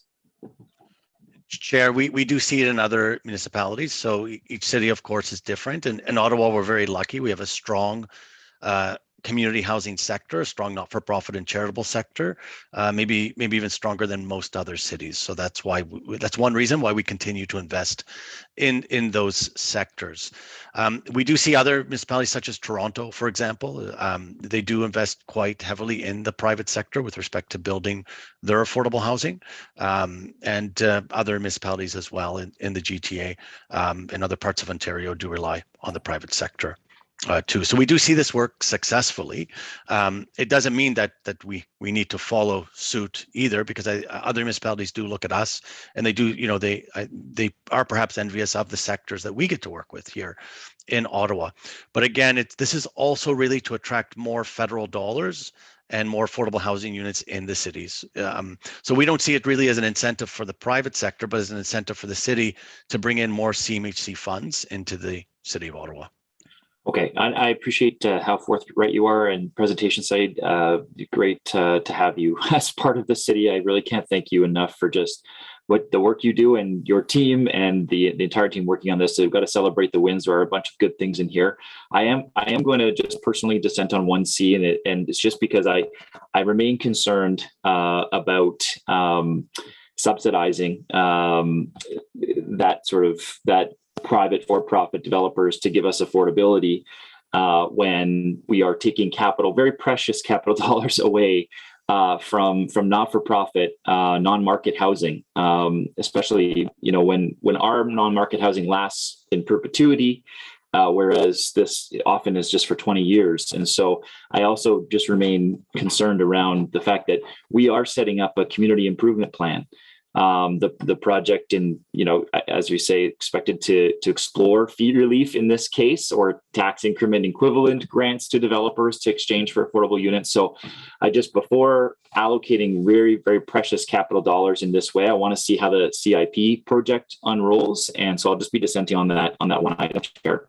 The rest will happily. Thanks, Councillor.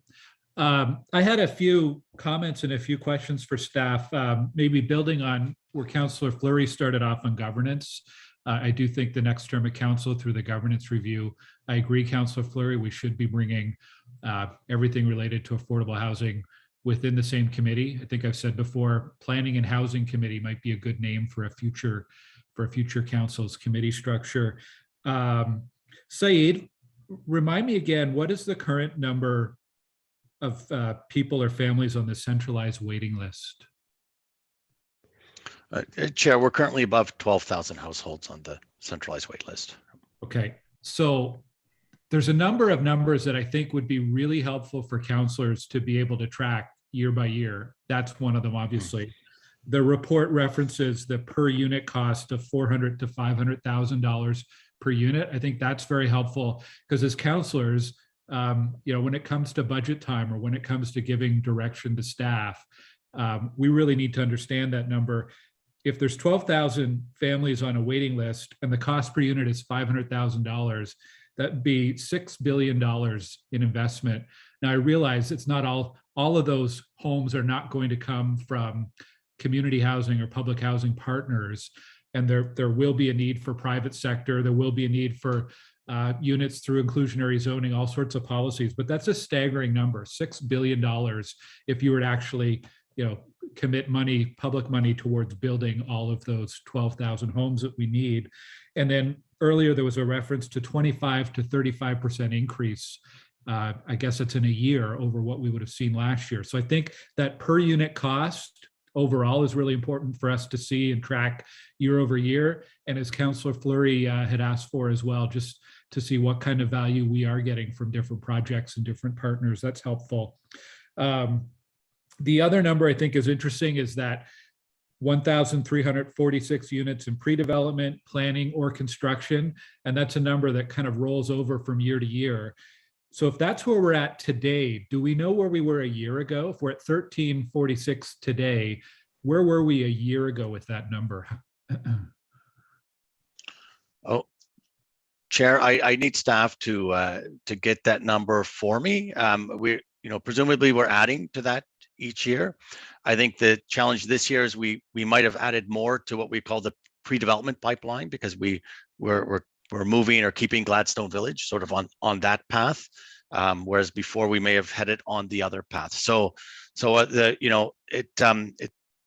going to shift the numbers, and we do have to think of a way to better present those numbers to council. It's a little bit tricky for us. We have units funded, units under construction, units within the planning phase, units in pre-development, and so forth. And then even the units funded, what we're finding is we need to add considerably more funding to those units now to see them realized and see them completed. So we're trying to figure out the best way to report those numbers to you. And as Donna suggested, we do have a progress report that's going to be released near the end of this month. And we could come back very soon. Within like the day or later today with a breakdown of those numbers for you and other councillors. Okay. Lauren? Chair, thank you. And I think what the progress report will detail, you'll see the trends in housing underway. But I understand that in 2020, we were at around 900. In 2021, 1,400. So we were actually higher last year. And this year just dropped slightly to closer to 1,350. Yeah, they're very helpful numbers to understand where we have different projects in the process. And I mean, you did reference we're higher now than we have been in 20 years. So that's encouraging as well. But I think having that breakdown of the pipeline or the funnel would be really helpful for us. The other thing I wanted to ask about, well, I was fortunate enough to attend with Councillor McKenney a funding announcement at Hollier House on Monday in Bell's Corners, 35 apartments in Bell's Corners, which with a number of partners and funding from the city and the province and the federal government. And I ran into a Stittsville resident who I hadn't met before, Mike Elwood, who runs Warland Construction, and they specialize in building affordable housing. And he said to me he'd love to find more locations in the West End, and it got me thinking about capacity. So we have money, we have partners, we have obviously a need. What capacity is there out there, both from partner agencies and also from the construction industry, Is there a lot of capacity available to increase? Could we increase by 500 a year or 1,000 a year? Are there some structural limitations to where we could actually build right now? I don't know if you have a sense of that, Saeed or Lauren. Oh, Councillor or Chair, I'll try to answer that, and Lauren, if she wants to add anything to it, please do so. I think what we're seeing, especially during the pandemic, is it does depend on the type of housing. So early on, the federal government insisted that we undertake modular construction for projects. That increased the cost and complexity to a lot of the projects that we were looking at, because in the Ottawa region, we don't have a lot of expertise in that specific area, and there are different unique building code requirements for modular construction that are even different from Toronto's, that we have to contend with, and the sector is not used to dealing with, even on the national level. So that increased cost and complexity there. If we're looking at new construction infill sites, that's going to vary from acquisition and rehabilitation of other sites. So you mentioned Worland. I can't remember if Worland is the general contractor for the Shepherds of Good Hope project. It might be McDonald Brothers or someone else. But for some of those projects, we're seeing very good timelines and not as much pressures on the budgets. So the projects are moving along a bit more quickly. But it's, again, I don't have a simple answer for you on that. I think depends on the type of project, the type of construction that's being utilized, the trades that are required, and availability of supplies. Where, although we see pressure across the board, some projects are being hit harder than others. So it's probably worth a good discussion with Worland and other general contractors to find out what types of projects might be easier to get off the ground than others. And Lauren, do you have anything else to add? Okay, and I guess a bit of a follow-up on the same topic. OCH, obviously a major partner. In the presentation, Lauren mentioned Shepherds of Good Hope and Cornerstone. Over the past few years, are there any general trends? Are we seeing an expansion of the number of housing providers that we're working with, or is there a greater variety? Any trends or significant information in that regard? Okay, Chair, I think the two big trends that we see. One, OCH has definitely ramped up capacity. So, even we were looking at 300 units a year. They will have capacity for that or more, most likely. And their only limitation will likely be funding and I would say capacity in the development sector, right, to support them in a competitive manner.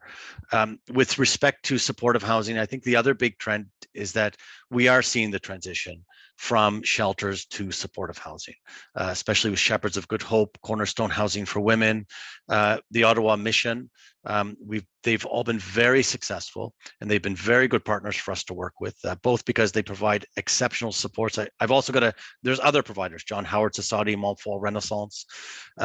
They provide exceptional support. They're able to leverage charitable donations, which helps us manage the risk, the financial risk, to see these projects again realized and constructed.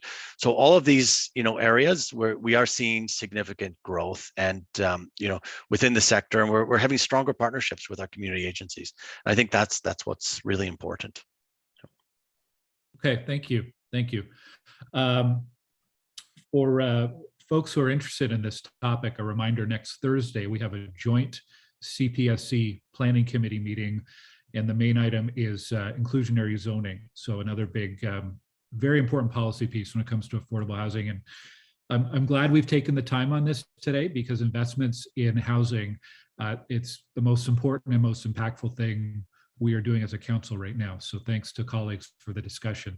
Councillor Fleury, you have a direction and a motion. I haven't been following my email, so I'm not quite sure where we're at. A direction, Chair, on recommendation 1C, and I wonder if I believe it's Eric who has that, and then we have a motion relating to recommendation 3, I believe. Okay, so the 1C is the centralized waiting list direction. Correct. Well, so we'll bring that up on the screen and let you introduce it. So this is a revision to what you had at the start. That's right. It's reflecting Lauren's Lauren's earlier points. Perfect. One moment, please, Chair. Thank you.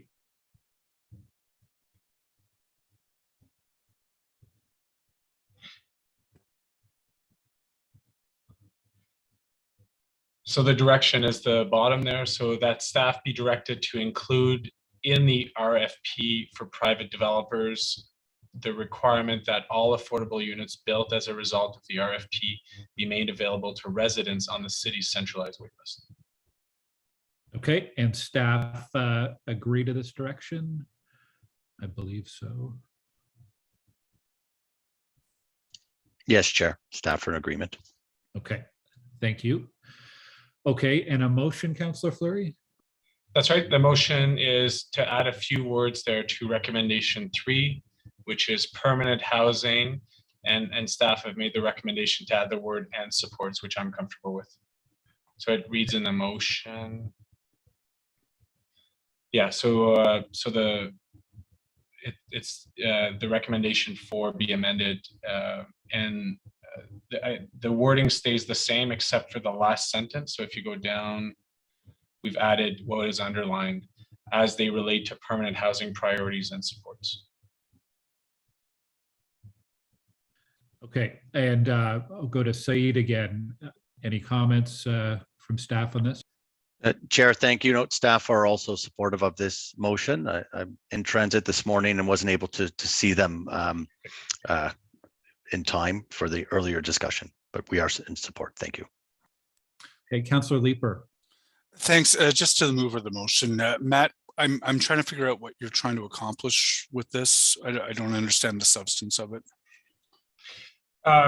Yeah, and this is the struggle of governance. At CPS, we've been extremely clear through the various conversations of our priorities, particularly to house families that are currently in motels, that we need to build permanent housing as part of the 10-year. The 10-year housing homelessness plan has a wide spectrum of priorities, and we want staff to focus on housing, permanent housing, and supports and those conversations. I think Said's talked about the growth of supportive housing, particularly. There is unique opportunities. So we just want to bring focus, because there's a lot in the 10-year homelessness plan. So when we address and when we speak to the provincial and federal government, it's important that we prioritize what we want to bring to their attention. Okay. All right. Thanks. Any other questions? I'll ask if Chair Moffat would move that on behalf of Councillor Fleury. Yes, thank you. Okay, so on Councillor Fleury's motion moved by Councillor Moffat, is that carried? Carried. Carried. Thank you. Okay, then if we go to the main report and the many report recommendations contained within it, Councillor Menard has indicated he would like to dissent on 1C. Are the report recommendations carried with that dissent noted? Carried. Carried. Okay, thank you. And thank you very much, Said and Lauren and the rest of your team for all of your work on this. It is, like I said, I think the most important investments we're making right now as a city. So appreciate the update today. Thank you, Chair. Okay, we'll move on to something completely different. Item number 2 is a site plan control for 2020 Walkley Road and 2935 Conroy Road in Gloucester, Southgate.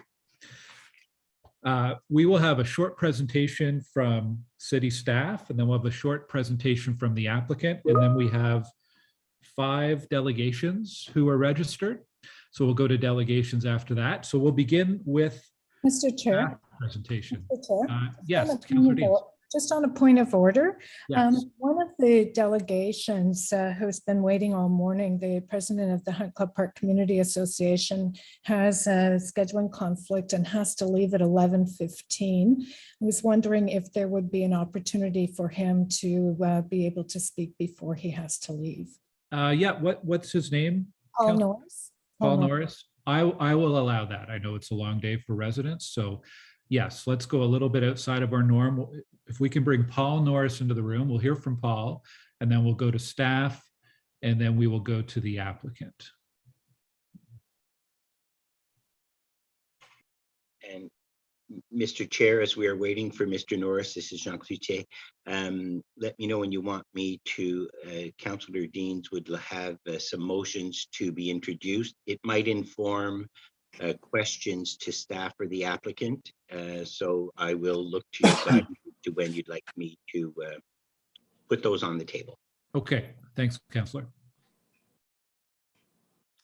I think I'm here. Hi, Paul. Good morning. Good morning. And I really appreciate you making the accommodation for me. I do apologize, but it's an important issue, and thank you for allowing me to talk early. I'll be brief because we have Connie from our association and Martin from our neighboring association also on the call.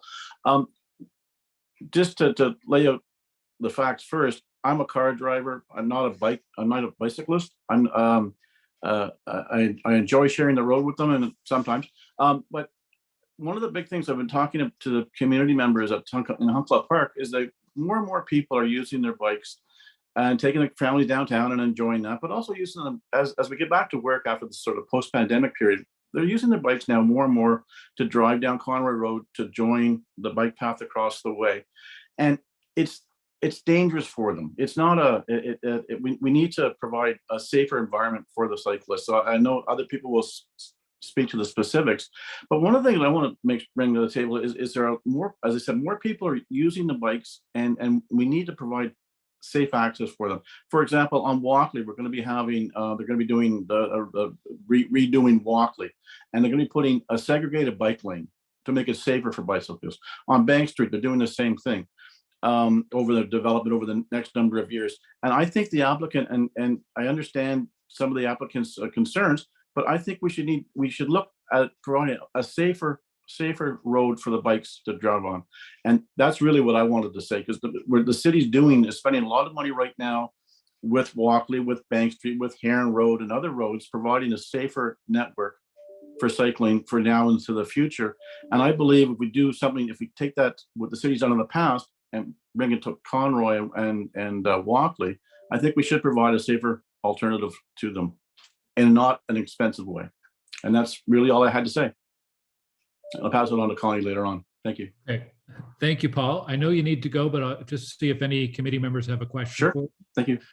Not seeing any now, so thank you for your comments today. I'll Thanks. pass it on. Connie and Martin can answer any questions later on. I really appreciate your help. Thank you. Okay. So let's do this. Why don't, if we've got motions, let's introduce them right off the top so that everyone is aware and can give them some thought and consideration. So Councillor Cloutier, we'll introduce them, and then we can discuss and debate later on, but we'll get them up on screen, or get the first one up on screen. Thank you, Chair, and Councillor Deans. I am moving these on behalf of Councillor Deans, who is the ward councillor, but not a member of Planning Committee. And so they are, if I can, they are, I think, mutually exclusive. If one is passed, then the other two do not need to pass. So I will, they're on the screen. You can read the whereases. The first motion is, be it resolved that with respect to the report that is before us as a condition of site plan,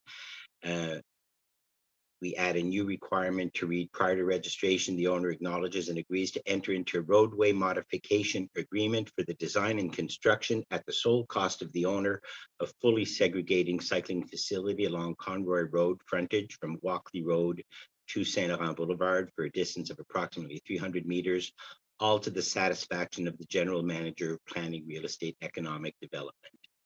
So I think we had a different, I know these are all similar motions, so I think this is the correct, this is the one you just read on screen. Yeah. Fully segregated. We had a different text on screen, so this one, it's okay. Sorry, I was reading from my computer.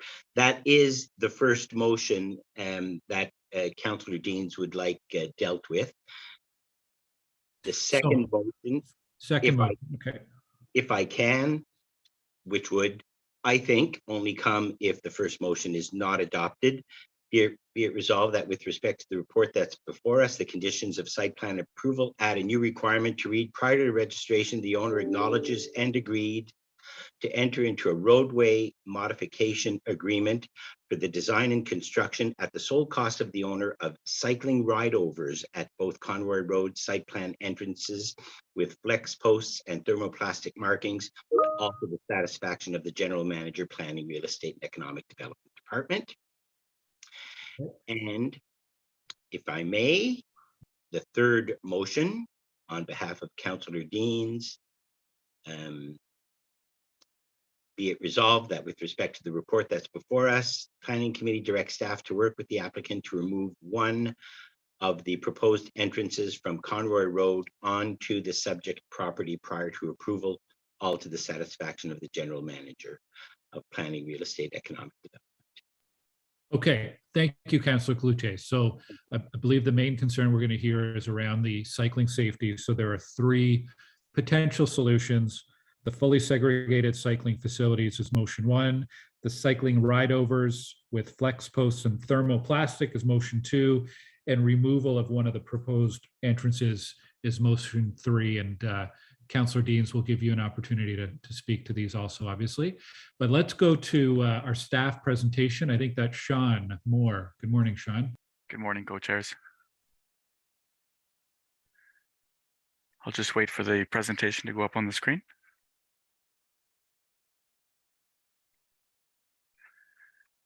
Yes, so this is a site plan control application for 2020 Walkley and 2935 Conroy Road. Next slide, please. The site has street frontage on Walkley Road, Conroy Road, and Saint Laurent Boulevard, as shown in the location map. And staff are here before Planning Committee on the basis of a non-concurrence for a site plan control delegated authority report on cycling facility conditions. And staff are seeking endorsement of the site plan and related conditions with delegated authority returning to staff. Currently, the official plan designates the site urban employment. The new OP also has a mixed industrial type of employment designation, and the site is zoned light industrial, permitting warehousing for each building to be up to 10,000 square meters in gross floor area. And we had a zoning bylaw amendment that came before Planning Committee back in November 8th of 2021 to add that warehouse use and cap each individual building at 10,000 square meters. And that went to committee, council, and no appeals were received. Next slide, please. So here's the site plan. The site plan is for the construction of 3 one-story warehouse buildings. As you can see on the slide, there's 2 existing buildings on the property that would ultimately be demolished in the phasing. And each of the buildings, as mentioned before, is under the 10,000 square meter gross floor area cap. In total, there will be about 265 parking spaces and about 49 loading docks. The access, there's 4 different accesses. There's a new right in, right out only onto Walkley, where it used to be it is a full movement. There's an existing right in, right out on Conroy. There'll be a new right in, right out access on Conroy south of the existing one, and a new full turning access on Saint Laurent Boulevard.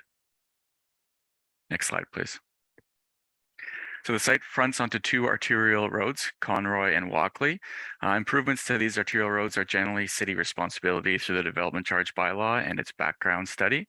Cycling improvements and/or road improvements for Conroy Road are not identified in the affordable network in this TC background study.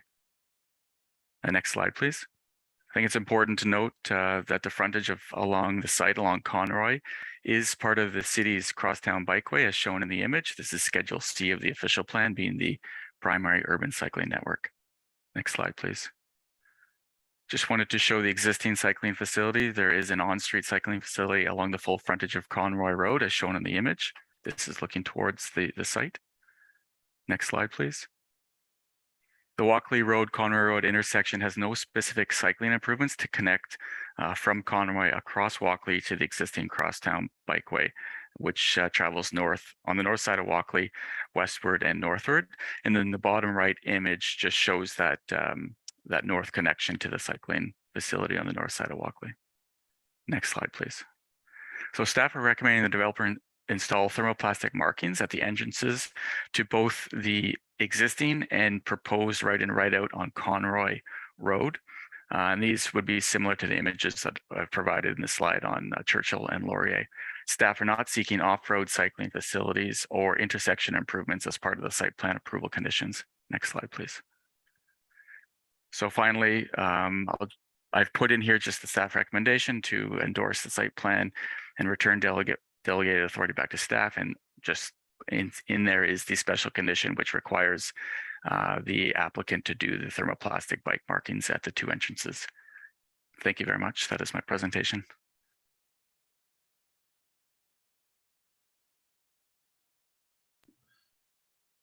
Thank you, Sean. We'll go now to a presentation from the applicants. We have several people from Novatech, Manulife, and Canderel. Is it Murray who's going to lead off? Good morning, Murray. Good morning, Mr. Chairman. Yeah, I will lead the presentation. What I'd like to do is introduce to the committee the people who are with me this morning who will be available to answer questions. If we could do that before we start the clock, and then I'll go into the presentation if that's satisfactory to the chair and the committee. Sounds good. So thank you very much, Mr. Chairman, members of the committee. My name is Murray Chown. I'm the Director of Planning Development at Novatech, and I have been the lead consultant with respect to the applications for the zoning and site plan applications that have been processed by the city. With me this morning is Jeff Kelly, planner on my team, colleague with my team, who will be available to assist if there are any detailed questions with respect to the applications. Also with me is Jennifer Lawang, our lead transportation engineer at Novatech, and she's been working very closely with your staff in discussions about vehicular traffic, truck traffic, turning movements, and I guess in terms of this morning's discussion, most importantly, bicycle safety. Also with me this morning is Sean Hamilton from Canderel. They are the project managers on behalf of Manulife. And lastly, Stephen Nicoletti from Manulife is also on the call. Both Sean and Steve, or at least one or more of them, are joining remotely, so their connectivity may be difficult, but hopefully they will be able to respond to questions if necessary. With that, Mr. Chairman, I'll get into our presentation. Thank you very much. If the coordinator could go to the next page. And then to the next page, please. Our applications for zoning and site plan were filed in March of 2021. As Mr. Moore just indicated moments ago, the zoning application was approved by Planning Committee and Council late last year with no appeals filed with respect to the zoning. We concurred with the delegated authority report for the site plan application on March the 22nd of this year, more than 2.5 months ago. Over the last 2.5 months, we have been trying to reach an agreement with the ward councillor in order for her to be able to provide her concurrence with respect to the delegated authority report. We have failed to be able to do that, which is why we are here before Planning Committee this morning. The only reason we're here this morning is because we have not been able to reach an agreement with the councillor with respect to how to deal with concerns related to bicycle safety. The only reason we're here this morning is because in our conversations with the councillor, she has insisted that our clients construct a cycle track along the entire frontage of Conroy Road. And with respect, that is a request that our clients find to be unreasonable. I'll speak directly to the 3 motions that have been tabled on behalf of the councillor by Councillor Cloutier this morning. I was only made, or we were only made aware of these motions a couple of hours ago, but I will speak to each of them in order. The first motion would require our clients to construct a segregated cycle track along the entire Conroy Road frontage of the property. I would note initially that the cost of such a facility is north of $700,000, and that incurring that cost or imposing that cost on this project is simply inappropriately. Secondly, as alluded to in Mr. Moore's presentation to you, cycle tracks and road improvements are seen as citywide benefits and are normally funded through development charges. Projects are identified in city documents or identified in the development charge background report. In this case, there is no reference to a cycle track on Conroy Road in any city documents. It is not referenced in the background report for the development charges bylaw. It is not identified in the 2031 Affordable Cycling Network. There's nothing anywhere to suggest that a cycle track, a segregated cycle track, is an appropriate facility or a required facility on Conroy Road, and to ask for it through a site plan application when it has no status in the city, we believe is unreasonable and inappropriate. The second motion speaks to ride-overs, flex posts, and the thermal treatment. This is an option which we have discussed in a number of meetings with the councillor, and it was never indicated to us that that was an option that was acceptable to the councillor. We're disappointed that it's now being flagged as an option when we were prepared to have that discussion previously, but it was not considered acceptable. At this point in the process, we've incurred significant costs as a result of the delay and have difficulty with that option as well. The last motion dealing with removal of the second access to Conroy, as you can see from the site plan, this site simply will not work if we eliminate one of the entrances to Conroy. And so that motion for us would be, quite frankly, fatal to the project. So with respect, as the time ticks down here, we would ask that the committee turn down all three motions that have been tabled on behalf of the councillor.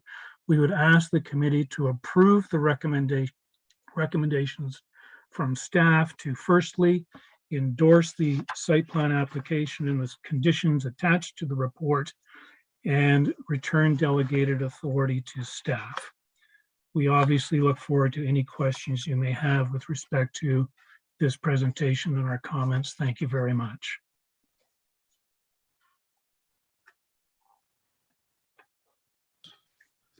Okay, thank you for the presentation. We'll go now to our public delegations. First up. Mr. Chair, just on another point of order, sorry to be difficult this morning, but I'm wondering if, while we're hearing from the public delegations, if the committee would be in agreement with requesting the presence this morning at the committee of Zlatko Krustalik, who is the city's active transportation staff. I understand this is a planning file, but the discussion here and the difference of opinion is around cycling safety. And we do have Zlatko, who has worked on this file, and I think his perspective is an important perspective for this committee to hear in their decision making. So if the committee would be willing to ask Zlatko to attend, I would very much appreciate that. Yeah, I'm unsure if there's already someone from transportation who was asked to be here. But certainly if Zlatko's here and there's any questions in regards to transportation, we can have him participate. Actually, I see he has shown up now, so that's perfect. Thank you. Morning, Zlatko. So we're going to go to our public delegations, and then we'll come back to questions for the applicant and questions for staff at the end. Our second public delegation, because we heard from Mr. Norris earlier. So our second delegation today is Martin Ellie from the South Keys Greenboro Community Association. Good morning, Martin.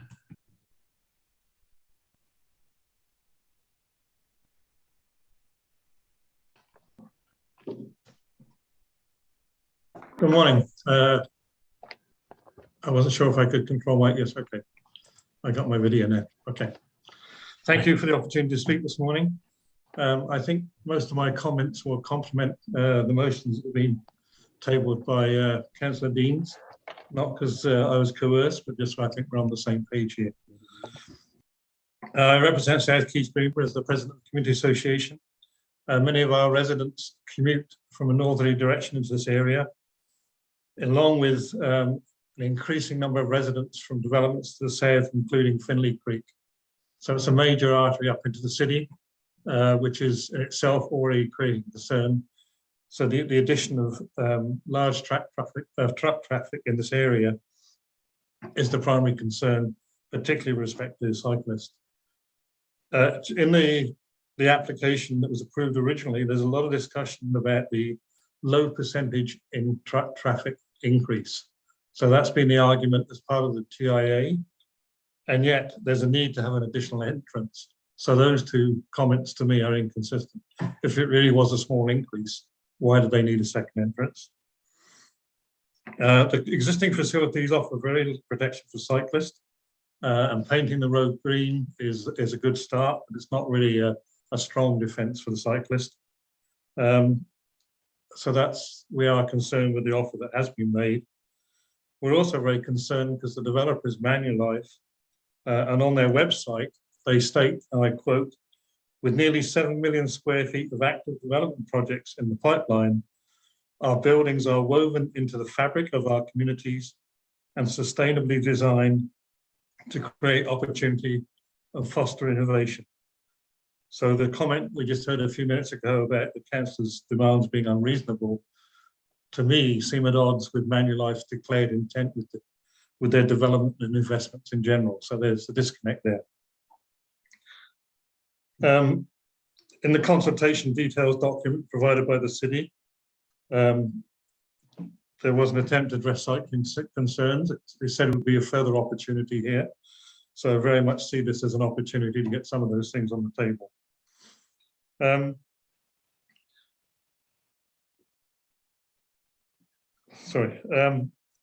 plan, they talk about the need for a second entrance. In fact, if you look at the plan, the first phase of development is going to be supported by the entrance on Saint Laurent.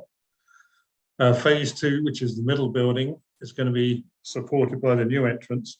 But in fact, if that centre building was oriented the other way around to the north, it would be adequately serviced by the one entrance that already exists. So the arguments that they need another entrance for a small increase in trucks could be accommodated with just one entrance if they change the design to align the second and third to use the top exit. So I think there are solutions there if there's a willingness to explore them. If in fact the committee is not prepared to adopt any of the motions, then I would also like to refer to the conveyance that's part of the agreement. The developer is conveying land to the city for development road widening at Conroy and Walkley.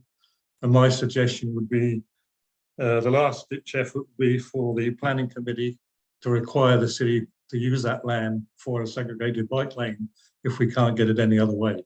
So there is an opportunity to build that into this, I believe. I also want to draw attention to the city's declared intentions to encourage active transportation. I believe this is an opportunity for the planning committee to be proactive and look at the opportunity to include in this development why it's being built, which has to be the most cost-effective way of doing it, not after the fact.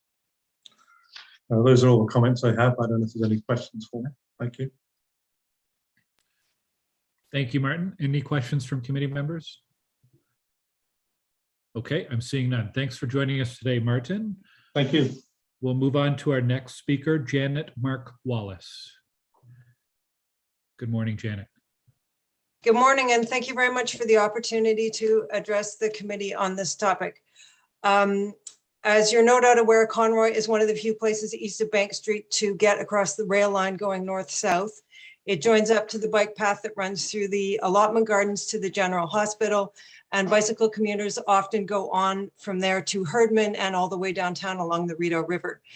Adding extra truck traffic on Conroy without providing a separated cycle track on the east side and without adding bicycle infrastructure at the intersection will make an already unwelcoming intersection even more hostile, particularly for children, the elderly, and beginner cyclists. The Greenboro and Alta Vista communities cross Walkley and take Conroy for the purposes of schooling, employment, and recreation. And the city's new official plan aims to better accommodate cyclists and pedestrians of all ages and abilities as part of preparing for a carbon-constrained future. Making way for truck traffic at the expense of cyclists at this crucial intersection risks undoing all of the stated goals of the official plan. I strongly urge the planning committee to take cyclist needs seriously at this intersection, all the more so in that there's no alternative route to take. And I'll just add, my understanding of the official plan is that a road like Walkley is meant to develop in the near future into an urban street, accommodating trees, bike lanes, transit, and street-facing retail. Single-story warehouses with 265-car parking lot serving large truck traffic sounds like the reverse of what I had understood to be the future of Walkley. If the applicant cannot even accommodate a bike lane along Conroy, I would suggest that it withdraw its application, which doesn't sound in keeping with the future of Walkley. Thank you. Thank you, Connie. Any questions from the committee for Connie? Okay, thanks for your presentation today, Connie. We'll go to our next speaker, Laura. I'm a little late. I apologize. Can I ask a question of Connie, if that's okay? Yes, go ahead. Connie, It's actually Janet. Yeah, sorry, my name's Janet. Oh, I'm sorry. I've jumped ahead on my list. Janet. So Councilor Menard has a question for Janet Mark Wallace. Okay, great. Thanks very much, Chair. Thank you, Janet, for the presentation. I wanted to go back to when the original zoning bylaw amendment was approved to permit a warehouse here for the site. I recall a lot of concern about cycling safety when that was done. Is this kind of the primary concern you're trying to bring out, is that there's been a change in number of large trucks and vehicles here, and that, or will be, and that this is the primary reason why you're seeking this change? Or is it been a long-standing issue prior to the change in zoning bylaw amendment for that warehouse that's coming? Sorry, can you give me the nucleus of the question there? That was kind of long. Yeah, so the nucleus of the and your internet question is which amendment for that. Okay. Can you hear me okay? I can't hear you. Yeah, sorry. You just broke up there, Councilor Menard, but one more time. Give it. Oh, he's gone off the screen. We'll just give it here, 1 second. Let's try something. 1 second. Okay. Can you hear me okay? Is that better or no? I think that's better. Give it a better. try, Okay. Menard. See how this goes. So I just trying to get to the crux of the issue for you around the zoning bylaw amendment that was changed around warehousing in this area. And is that the primary concern you're raising? Has this been an issue, long-standing issue that you're worried is going to be exacerbated by the warehouse and the trucks? Or is this something that just has been needed all along? Yeah, no, I'm concerned about not just about the bike path, but the whole, the presence of single-story warehouses along Walkley. My understanding is that Walkley was supposed to be developing in the opposite direction, that it was supposed to be urbanizing. It was supposed to be housing smaller lots that faced the street, that supported local businesses and encouraged a mix of uses along Walkley. So yeah, I don't go far back on this issue the way some people on this call do, but yeah, I'm not quite understanding why an important central intersection like Conroy and Walkley is even going to house these type of warehouses. It doesn't seem in keeping with what I understood from reading the official plan. Okay, thank you very much. Thanks, Chair. Okay. Thank you, Councilor Menard, and thank you, Janet, for your presentation today. Now we'll move to Connie Ford. Good morning, Connie.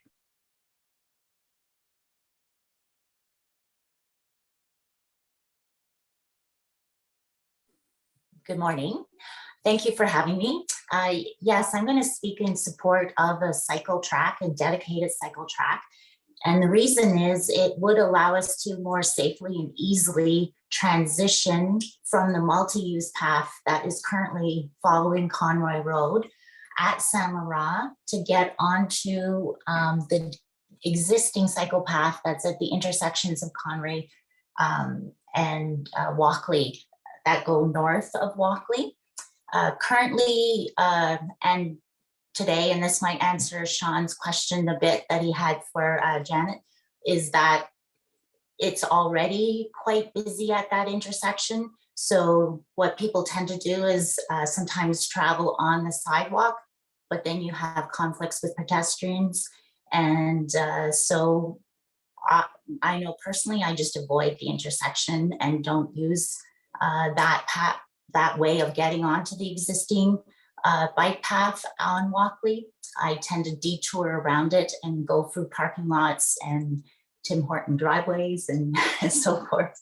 So I think in terms of safety, because we've got a 4-lane highway, and as well, we're entering into a 4-lane highway, that it would help with the safety of cycling on that pathway. It would also allow us to transition and not use the Conroy intersection to transition to the pathway, because we could do it at Saint Laurent with the dedicated intersection. And that would make it a less busy intersection to do so because of the 2 turning lanes that we have.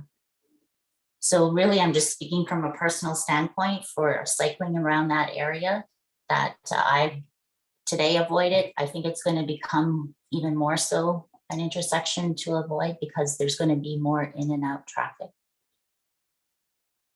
and bigger trucks. And you feel vulnerable not being able to know what the traffic is coming behind you. So that's what I had to speak to today. Thank you, Connie. Are there any questions for Connie? Okay, I'm seeing none. Thank you for your presentation today, Connie. We'll go to our next speaker. Our final delegation is Laura Gauthier. Good morning, Laura. Good morning, everyone. Thank you for the opportunity to share with you today on this very important topic. I echo all the earlier public comments made by some of my neighbors. As a resident of Greenboro that frequently bikes along Conroy to get to the Alta Vista corridor from our area, I'm really saddened to hear that the applicants aren't considering stronger safety measures to protect cyclists and pedestrians in this area, as they're going to be responsible for increasing truck traffic. In 2013, a colleague of mine was right hooked and at the intersection of Bank and Riverside by a truck that turned across her path while she was cycling, and she died. I don't need to tell you about the enormous ripple of grief that goes through families and colleagues and communities when something like that happens. And I don't want to see it happen here. As a cyclist in this area, I'd love to see stronger measures taken to help decrease the truck driver liability, increase the safety and the visibility for cyclists and pedestrians that better serve this often used connection between 2 real excellent bike path networks from the Alta Vista side and the Greenboro side, and just ultimately make it safer to this increase in massive truck traffic that's being proposed. Earlier, the applicant mentioned the cost that they would have to undertake, and I would just like them to maybe think about how much it would cost them if a cyclist or a pedestrian was struck or if killed. Perhaps if they don't want to impose the truck traffic without helping to make it safer, being sandwiched between these 2 major cycling pathways, maybe their business is better suited to go to a different area that's more of a business park with less pedestrian and cycling traffic. They also raised the fact that a cycle track doesn't appear in the city's plans, but I'd like to point out that the other thing that doesn't appear in those plans is the massive increase of truck traffic with an additional entrance added. Things have really changed, obviously, with this proposal, and it's very different than the businesses that are currently at this location, especially by adding another entrance, but especially the truck traffic that's associated with their business. I'd like to thank the applicant for wanting to be part of our community, but I hope that they'll endeavor to make it safer for everyone who has been and continues to use it, and make some changes to their application, please. Thank you, Laura. There's a question from Councillor Menard. Thank you very much, Chair, and thank you for the presentation, Laura. And I'll do this. There we go. I'm sorry. I apologize. I just need to keep these in here. So hopefully that's better. Thank you for the presentation. And you referenced, I think, Meg Dussault from the Bank and Riverside and that tragedy that happened there. And what I just wanted to raise with you was that there are new developments coming in that area. And one of the things we've been working on with those larger towers is agreements that would help fund the safety of that exact spot, that area on the Billings Bridge over the Rideau River where that tragedy occurred. This is the type of thing that developers should be looking at when they're putting up buildings that'll affect more traffic, affect city services and safety for people. And so in other instances, in other examples, we are seeing some developers working to do this sort of thing. So I hope, and I expect that your answer would be that you feel that there should be the same type of investment here, given the safe precautions that need to be taken for this mode of transportation, which we say we want more of in Ottawa. That is a long-winded question to you. I would say I'm happy to hear that there's changes being proposed and supported by the new developments that are coming into that area. Because as mentioned, one of these is too many, and we don't want to see more of them. And so I would expect the same out of the applicant for this area as well. If you're making such significant changes to this area that's going to affect people's safety and lives ultimately, I would expect that you would help in making those changes to make it safer. Thank you, Chair. Okay, thank you, Councilman Art, and thank you, Laura, for joining us today. We will move now to questions for the applicant. So councilors or committee members have questions, and Councilor Deans, you are first up. You're muted, Councilor Deans. Sorry, Councillor Gower. I don't actually have questions for the applicant. So if you want to do that first, that's fine. I just, I do want to sort of frame my thinking, and I wanted to give Zlatko an opportunity to explain his thinking from the city's active transportation perspective about the changes that have been made through the zoning of this site as warehouse, and how we can ensure the safety of cyclists. So whenever you think that time is appropriate, I will do that. Yeah, we can come to that for when we get to questions for staff. Yeah. Okay, Councillor Leeper. Thank you, Chair. It is frustrating being here today in that this is a site plan application. We don't have a statutory authority to require building a cycle track. This is a stretch that clearly requires one, and we're putting a lot of onus on a single development to improve and upgrade the infrastructure on a key city spine route that, frankly, the city should be doing. This is a failure on the part of the city to ensure that we are building an active transportation network that encourages cycling and other active modes. But I think where you have a willing partner, where you have agreement, we can go outside what we have statutory authority to do. And I guess I would ask the applicant, there is a compromise position here that it sounds like it was on the table and being discussed, and I'm going to refer to it as motion 2, which is cycling ride-overs, flex posts, thermoplastic markings, to sort of very clearly delineate those entrances for cyclists, to create some awareness on the part of motorists who are egressing and entering those. Murray, can you just not agree to do this? It's a relatively low cost option. So, Councillor, thank you for the question. And so I want to deal with there are 3 elements in that motion. First one is that we install green thermoplastic treatment at the entrances. We agreed to do that at the time that the committee and council dealt with the zoning. Not only did we agree to provide the green thermoplastic treatment at the 2 entrances, we also agreed to apply that treatment where the cycle lane crosses the right turn lane at the intersection at Walkley and Conroy. So that's already a done deal. The second element of that motion is flex posts. We offered to provide the flex posts in our discussions with the ward councillor. that was not acceptable to the councillor. The third component of the motion is the ride-overs. Quite frankly, we haven't pursued that because, once again, the ward councillor indicated to us that there was no interest in that option. So we haven't investigated the ride-overs in terms of the cost implications for the project. Can we do them? We could. But at this moment, we're not certain of what those costs would be. So we've already agreed to one of those requirements. We offered to do the second. The third, we're just a little unclear on the cost. Yeah, I mean, I'm very much leaning toward voting in favor of that second motion because I do have confidence that its cost implications are not going to be such that it becomes a project killing issue.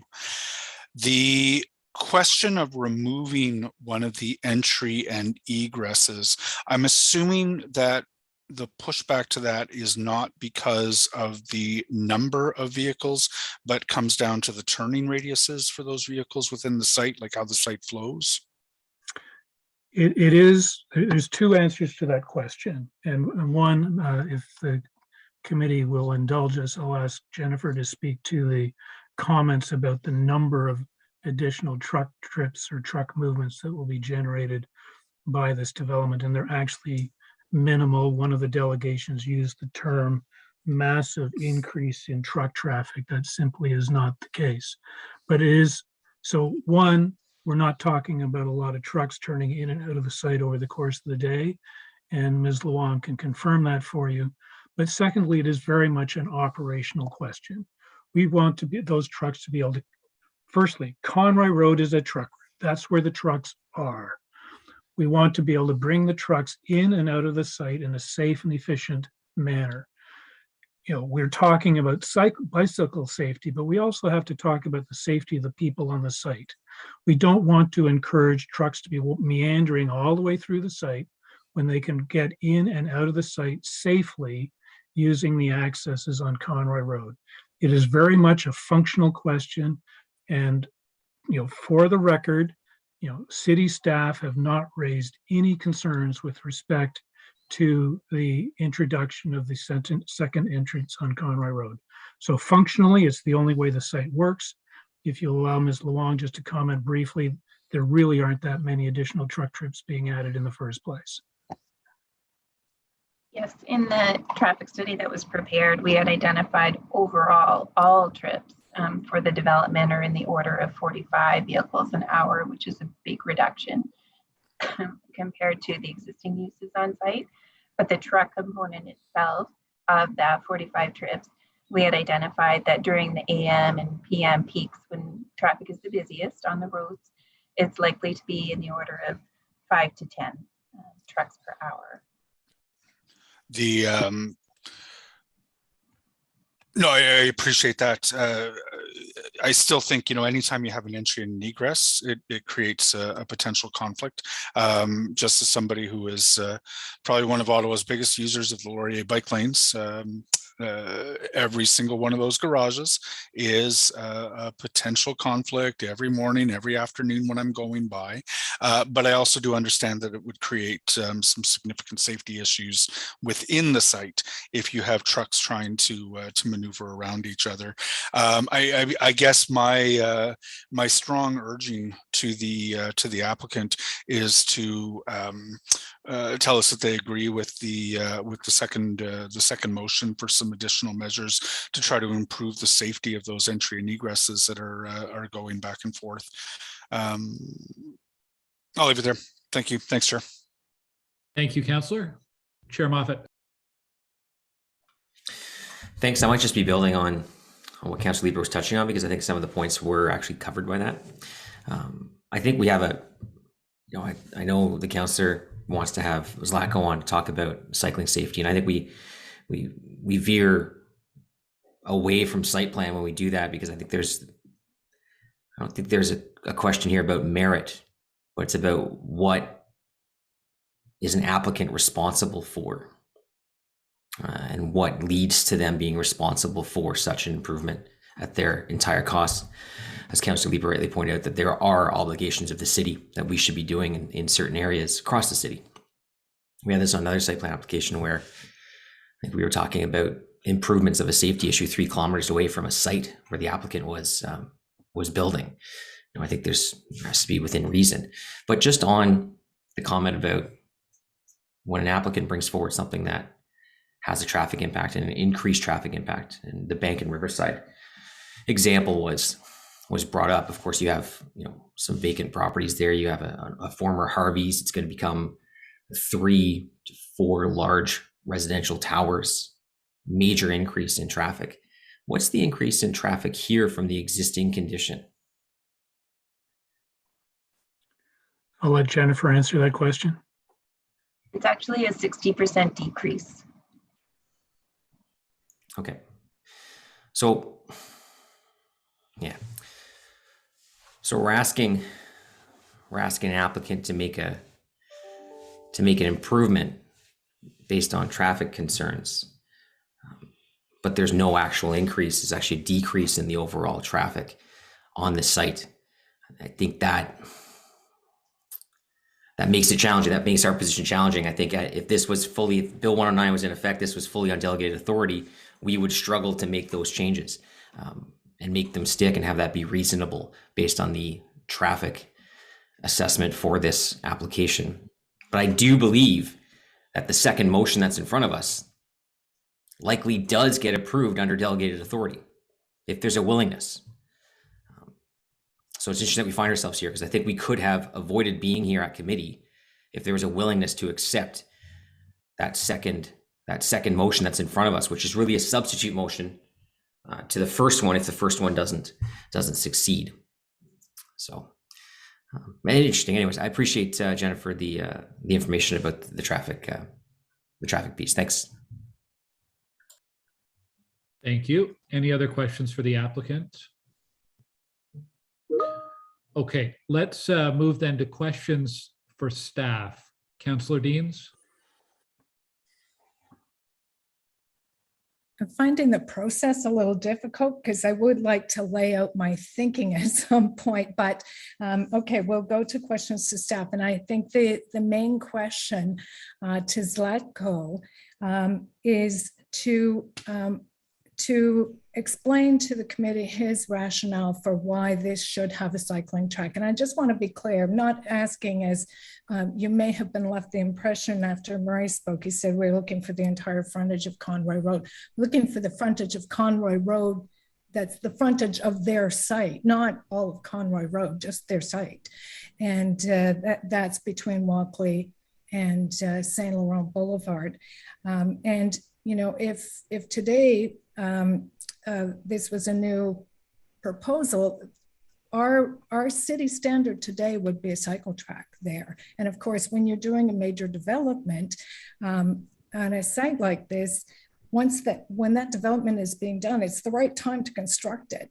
So I just wanted to ask Zlatko to frame this out for the committee, to explain, I was told early on this process by the proponent that this was not a well-used active transportation corridor. Such is not the case. And I want Zlatko to explain how busy this corridor is for active transportation, the challenges, especially at that corner for cyclists and for safe cycling, and why the right solution would be the first motion that Councillor Cloutier introduced on my behalf. So Zlatko, over to you. Thank you. To the chair, I'd like to just focus my comments on what the current cycling plan indicates and what some of the design guidance is. So to the question of if we were reconstructing Walkley, if we were building, Conroy Road again, there's no question that a road of that class would be given protected bike facilities, including treatments around entrances and intersections that provide what we call some buffer, space to mitigate right turn hazards. That sort of guidance can be found not only in the 2013 cycling plan. If you look at page 44, exhibit 4.7 for a road of that class, it's also appeared in book 18, including the latest revision of book 18, which is to say that a road with that speed and that traffic volume level, we would not in the future, if we were building a roadway, put a painted bike lane in there. So I think all our guidance is clear that, what we see there today was the thinking of the past of many years ago, and the thinking going forward, even as of 2013 cycling plan, is clearly suggesting some different solution going forward. To the question of is this an important route for cycling?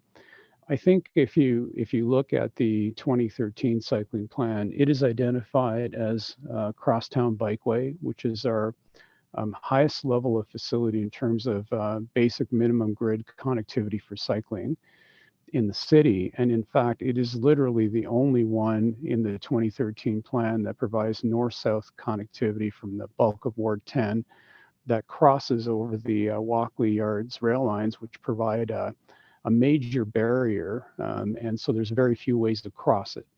So from that point of view, it's a key route because there's simply no alternative to it for cyclists.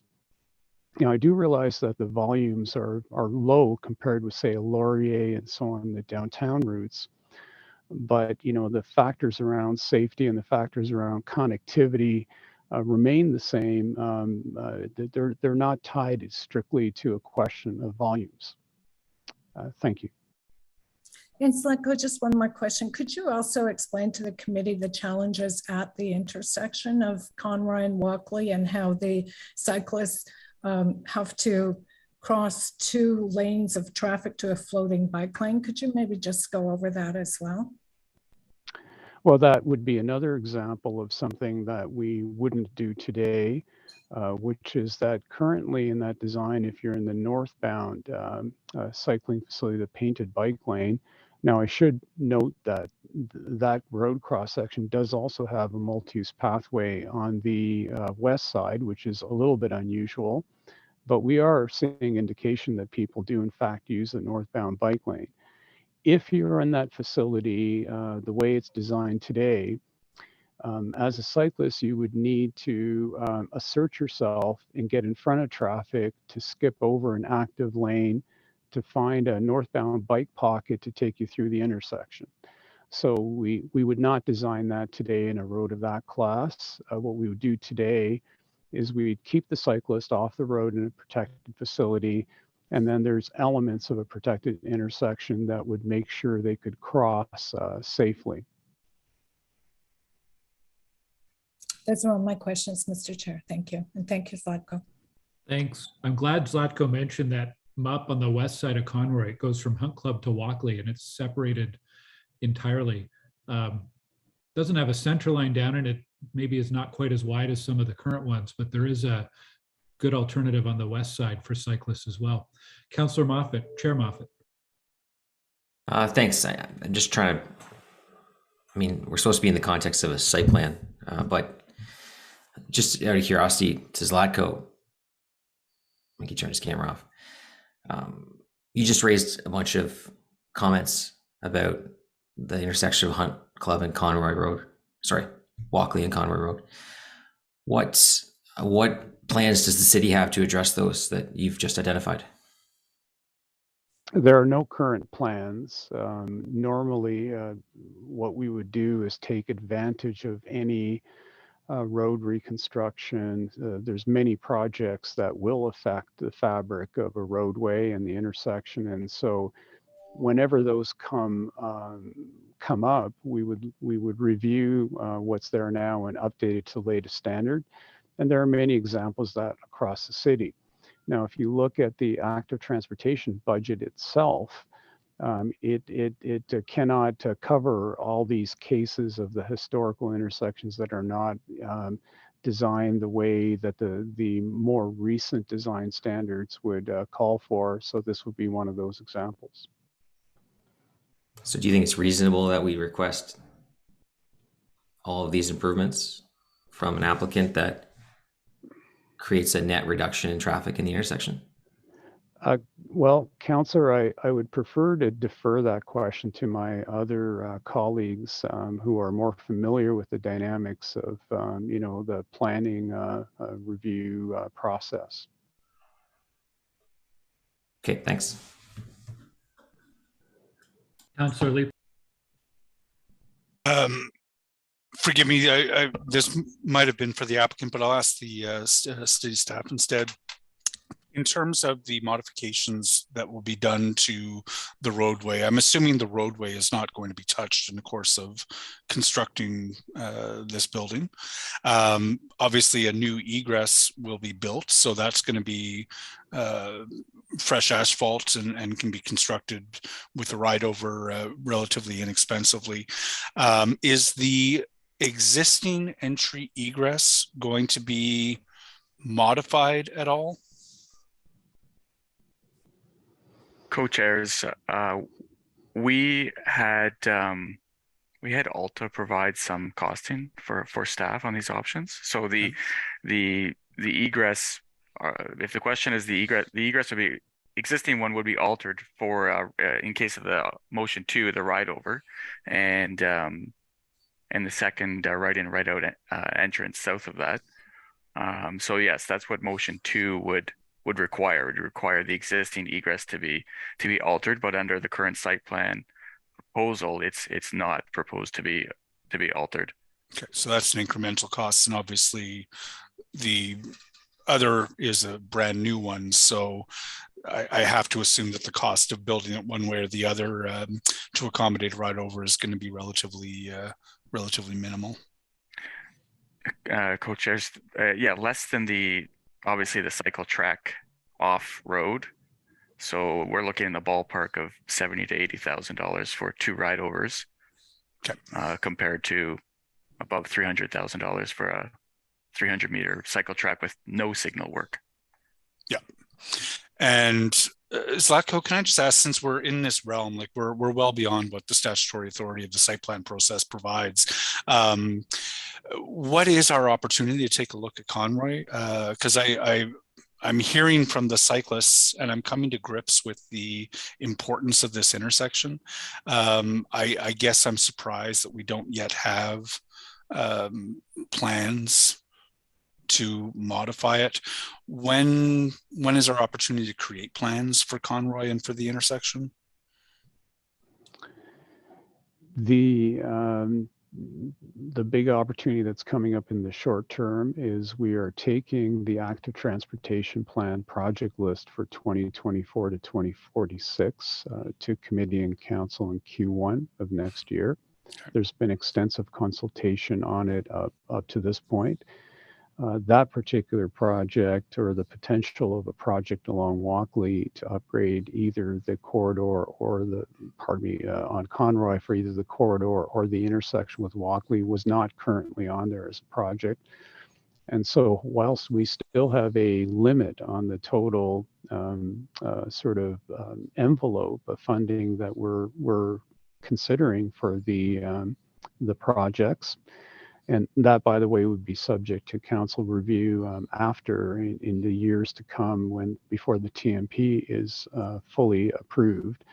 But all to say that that could be a comment that goes back to us to review the mix of projects in the package for the 2024 plan. All right, thank you. Okay, are there any other questions for staff? Councillor Deans, did you want to speak on the motions, and I guess bring us up to speed on the motions, and if you wanted to make any other general comments? Thank you very much, Councillor Gower, and thanks to the committee for hearing this site plan issue today. I know that it's a dilemma. because the city bylaws have not kept pace with the city's views in terms of active transportation and the priority that should be given to active transportation going forward. And, you know, where our DC bylaw was established in 2013 and didn't include this. And so that is the impediment to actually requiring now the cycle track, which is the city's current standard. So it's a real dilemma that we're facing on issues such as this. When the applicant came forward last fall with the rezoning application, you will recall that there was strenuous objection from the community. They felt that Conroy Road is a very important transportation corridor for commuters of all types, road users, as well as cyclists and pedestrians, and that allowing more truck traffic at that busy intersection of Conroy and Walkley would create unsafe situations. But of course, those were site plan issues. So the notion was to pass the zoning approval and address the very real safety concerns of the community through the site plan process. So here we are today. And as Murray correctly pointed out, we have had discussions about what that would look like. And there is no doubt in my conversations with city staff that the correct solution is a cycle track. This is Conroy Road is considered, as I understand it, sort of part of this super highway in Ottawa for cyclists, and that the conflicts are very real and will be exacerbated by the introduction of truck traffic at that busy intersection. And, you know, we heard from the proponent today that there's actually a net reduction expected in traffic on this site. But what you didn't hear from the proponent is the traffic right now, primarily from that site, is from the city's social services building. It's people that come in to work and go out in their cars, and their primary access point is on Walkley, not on Conroy. So what we're doing is perhaps taking some traffic off Walkley Road, car traffic, and adding truck traffic at the very busy intersection of Conroy and Walkley, where cyclists are using that road as commuters to go downtown. And that is the dilemma. There is no doubt that today the city would require a cycle track if we were building that road. And it is the right solution. It's the right safety solution. When we looked at all of the solutions, the actual correct solution would be a cycle track along the frontage of that property with signal work at the intersection so that pedestrians or cyclists would no longer have to cross 2 lanes of traffic at that busy intersection to a floating bike lane to go around the corner. I mean, it is very dangerous. I personally, as a pretty novel cyclist, would not even attempt that at that intersection. But the city provided costing on all of these options. That cost was $715,000. I recognize that that was probably excessive to ask the proponent to cover, and so we didn't go with that. But the costs for the cycle tracks, which are the correct solution, the costing range was $290,000 to $325,000, something that I think is affordable and reasonable given the size of the development at that busy corner. The ride-overs, and there was some willingness to do the ride-overs, were costed at between $70,000 and $80,000. I did not feel that I could accept that as the right solution for the community because it's not the best solution. I mean, part of it is flex stakes. We all know those are seasonal. This is not just a seasonal area. So of course, to Councillor Leeper's very good point, this is better than nothing, but it is not the correct solution for this busy intersection. But what you do have, members of committee, is the opportunity to recognize, sorry, it's my dad. You do have the opportunity to recognize that the conflicts between those trucks where they're going to have very difficult sight lines to see the cyclists below need to be addressed. And if they're not going to be addressed in a way that will ensure the safety of cyclists, then adding a second entrance is not something that you should do. And I have had this conversation with the proponents, so I was a little surprised to hear Murray say that they were surprised to hear it. They know we had this conversation.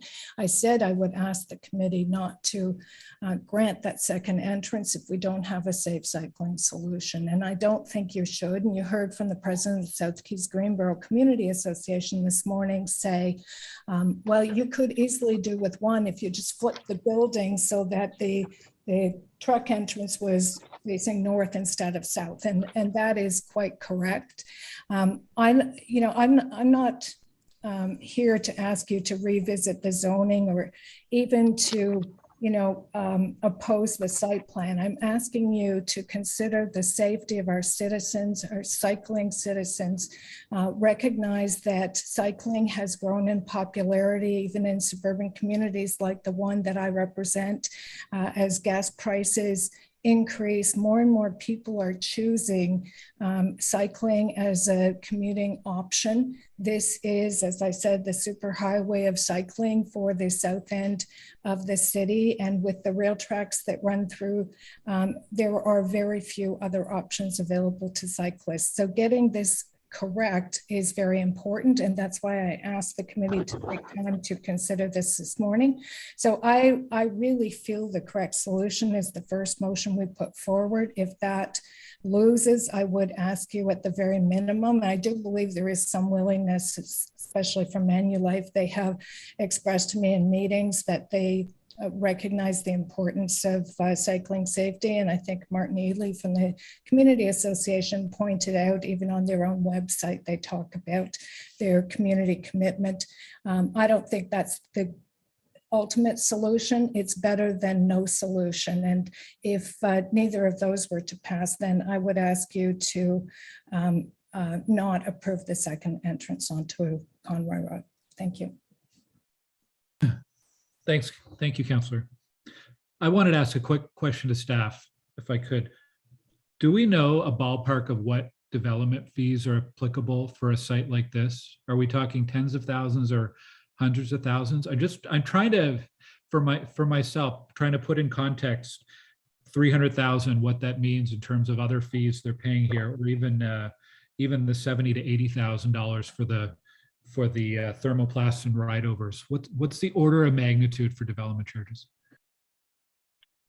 Co-chairs, I'm frantically Googling development charge fees and trying to figure this out. So I don't have that number right now. I'd have to, unless someone else has that number. It's fine. It's on square footage though for this, right? Not on a per building? That's correct. It's square footage and the use.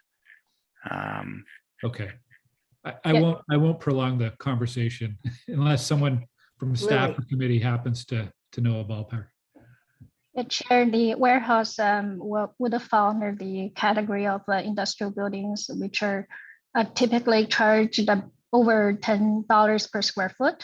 I believe the DC has been increased multiple times over the past year, and the most recent was in April 1st, and then there will be another increase October 1st, totaling 17% increase from the current rate. So if the phase one building is around 8,500 square meters, that would kind of a pre-calculation to probably a DC charge almost $1 million for each building. Okay, thank you. So even the ride-over solution is a fairly significant above and beyond contribution to what we would normally require for development charges, which do indirectly fund city infrastructure projects that would include cycling as well, although not in this immediate location directly. Okay, well, let's go through the motions then. Motion number 1 from Councillor Deans, which was introduced by Councillor Cloutier. If we can bring that up on the screen. Can we do yays and nays on this motion, please? Make sure we have the right one, actually. This is the 300 meters. Yes, this is the correct one. So can we do yays and nays, please, Kelly? Yep. Councillor Brockington. Sorry, Councillor Brockington? He had to step away. Oh, okay. Councillor Cloutier? No. Councillor Curry? No. Councillor Dudas? No. Councillor Hubley? No. Councillor Kitts? No. Councillor Leeper? No. Councillor Menard? Yes. Councillor Tierney? No. Chair Moffat? No. And Chair Gower? No. 1 yay, 9 nays. Okay, then let's go to motion number 2. And yays and nays. Can we carry this one? If there's will a committee to carry. No. Carried. No. Okay. Yays and nays. Register my no. No. Okay, so carried with dissent from Councillor Curry. Carried. Okay, so with this one being carried, that would negate motion number 3. And then let's go back to the original report recommendations. Endorse the site plan and return delegated authority to staff. So are the recommendations as amended carried? Carried. Carried. Carried. Okay, thank you. And thank you to the committee for hearing the site plan today. Thank you, Councillor. We have one more item on the agenda, which is the 70 Richmond and 376 Island Park Drive. Let's take a 5-minute break so everyone can get ready for this next item. 5 minutes, so we'll come back at 12:25. Chair, I have another meeting I have to go to, so I apologize. I need to go to that. Okay, thank you.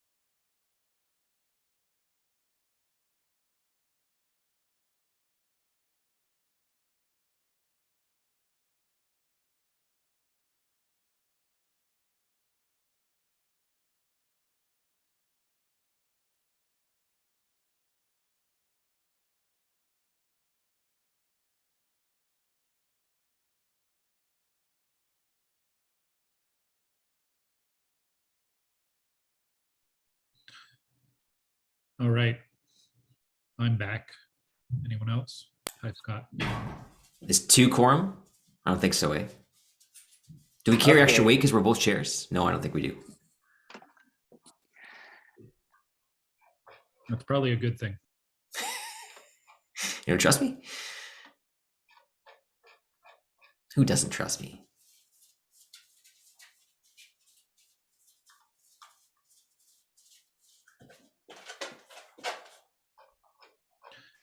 All right. Well, I see 6 faces. Okay, we do have quorum, so we will continue. Actually, I should wait until I see Councillor Leeper since this isn't his ward. That would be a considerate thing to do.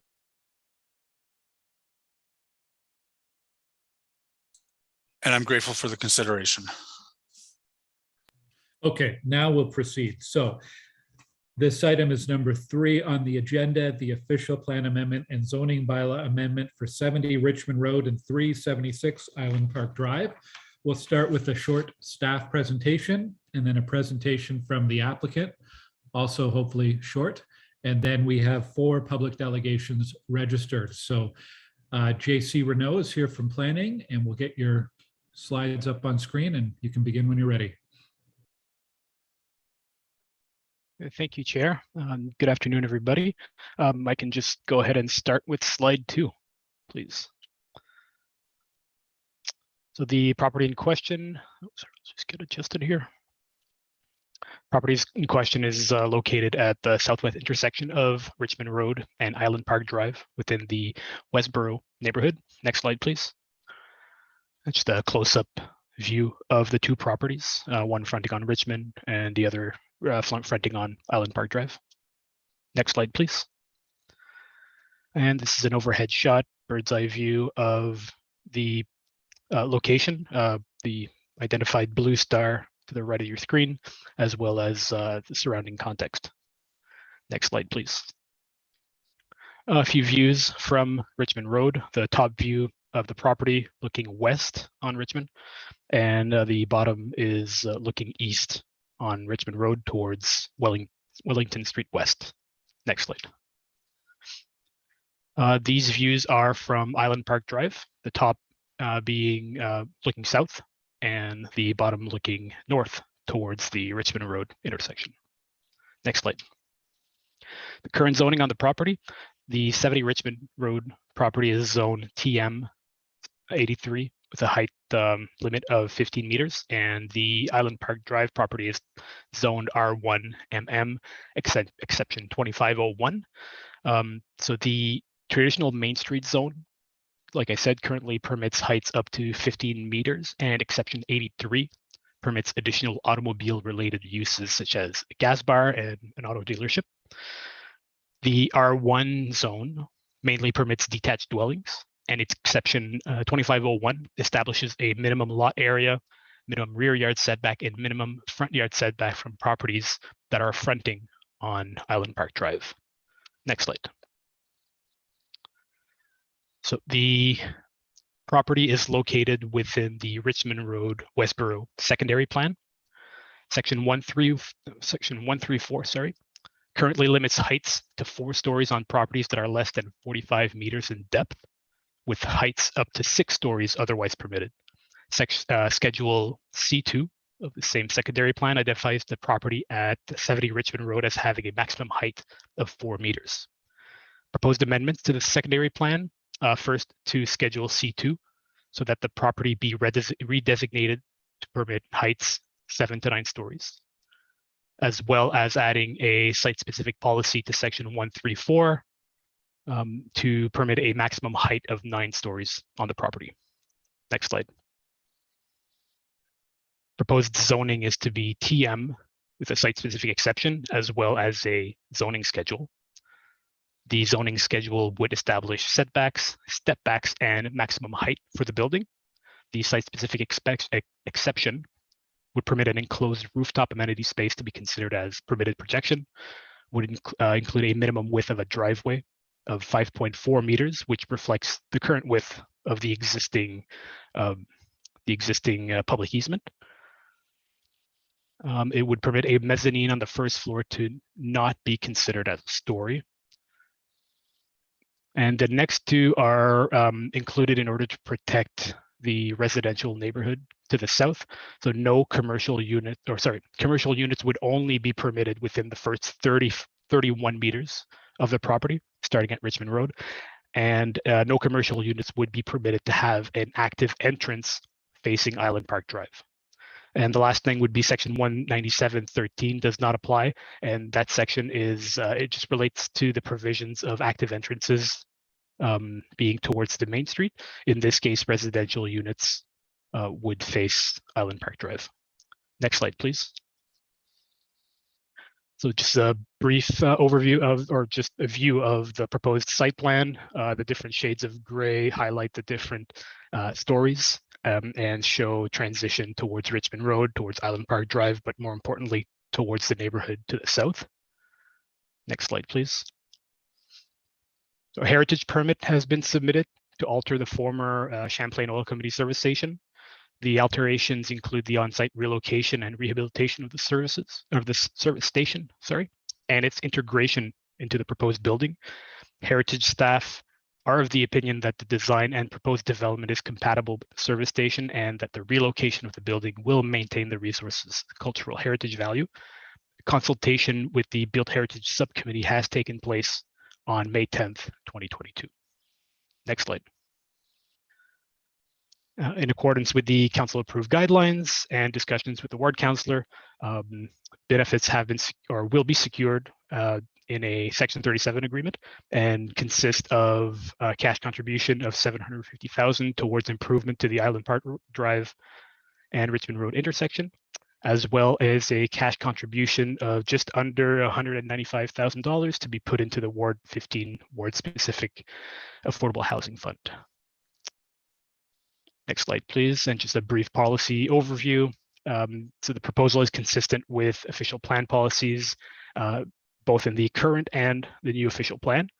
It is also consistent with the Richmond Road Westboro secondary plan policies, consistent with the urban design guidelines for transit-oriented development, and the proposed zoning bylaw supports the intent of the zoning bylaw.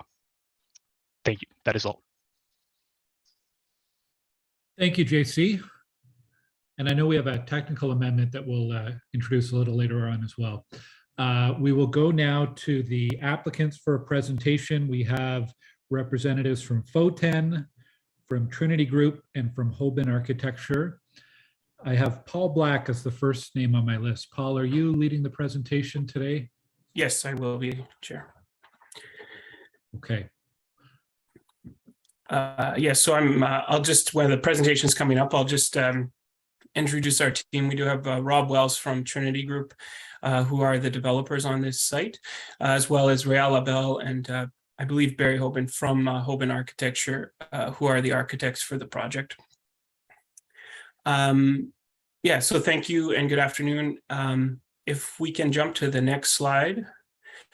Thanks to staff for the detailed presentation. I don't think I need to recap the applications that we're here about today, so we can actually just jump to the next slide. The context provided by by Mr. Renault was helpful. The only thing I want to point out, and Google Images Street View and aerial hasn't quite caught up yet, but the Mizrahi development is on the northeast corner of the Richmond Road Island Park or Wellington Street West intersection, just on the east side of Rockhurst Road. And that is a 12-story condominium building under construction. Currently, it's topped out at 12 stories now, I believe, but it's not shown in the Street View images, but does provide some context for the intersection. Next slide, please. So we heard from Mr. Renault about the policy framework, traditional main streets. You're familiar with the policies, but target areas for intensification, mixed use, pedestrian oriented development that frames a street and has a good scale for pedestrian oriented uses and active uses at grade. Generally, the policies for traditional main streets support building heights up to 9 stories, subject to compatibility criteria and urban design objectives. The secondary plan, as noted, generally permits heights up to 4 to 6 stories, but it does does contain provisions to consider greater height in specific instances. If we can go to the next slide, we can see what those instances are.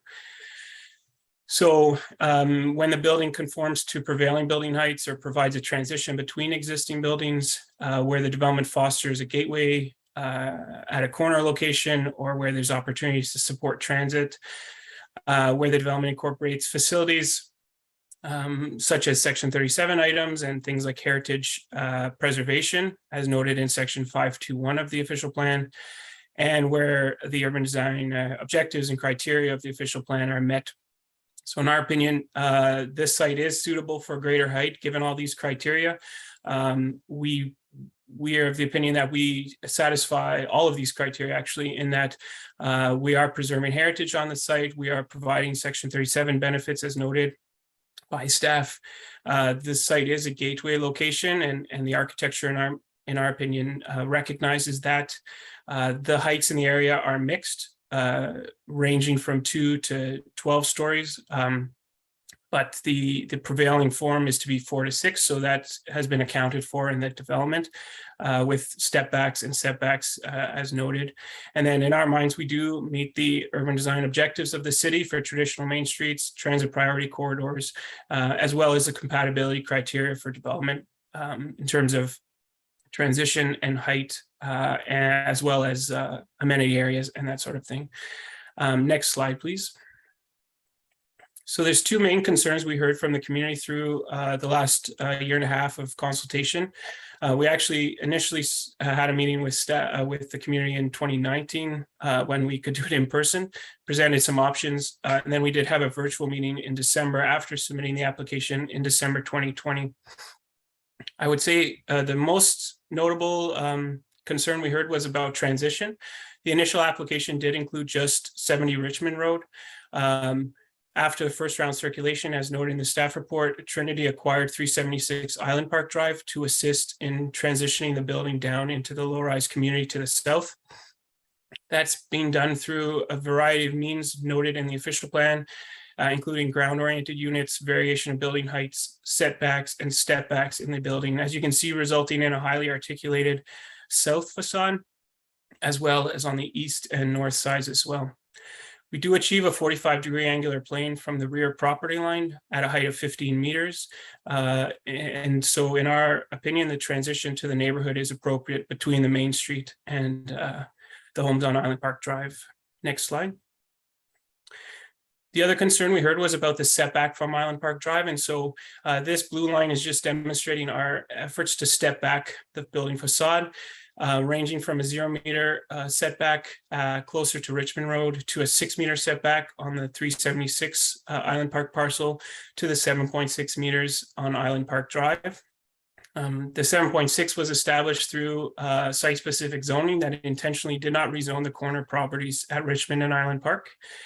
And I think it's also just important to note the 10-meter boulevard between our property and the curb line of Island Park Drive that has mature trees that will be retained through the development.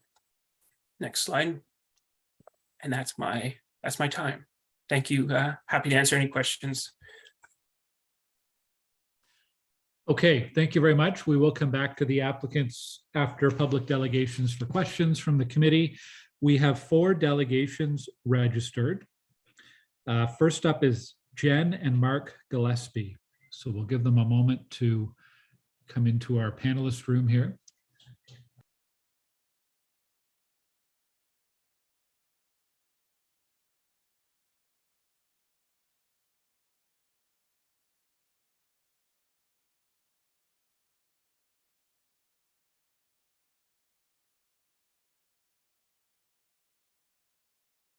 Do we have Jen and Mark with us?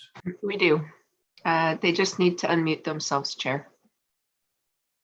Okay, great. I don't know if you can see us okay. You're good to go.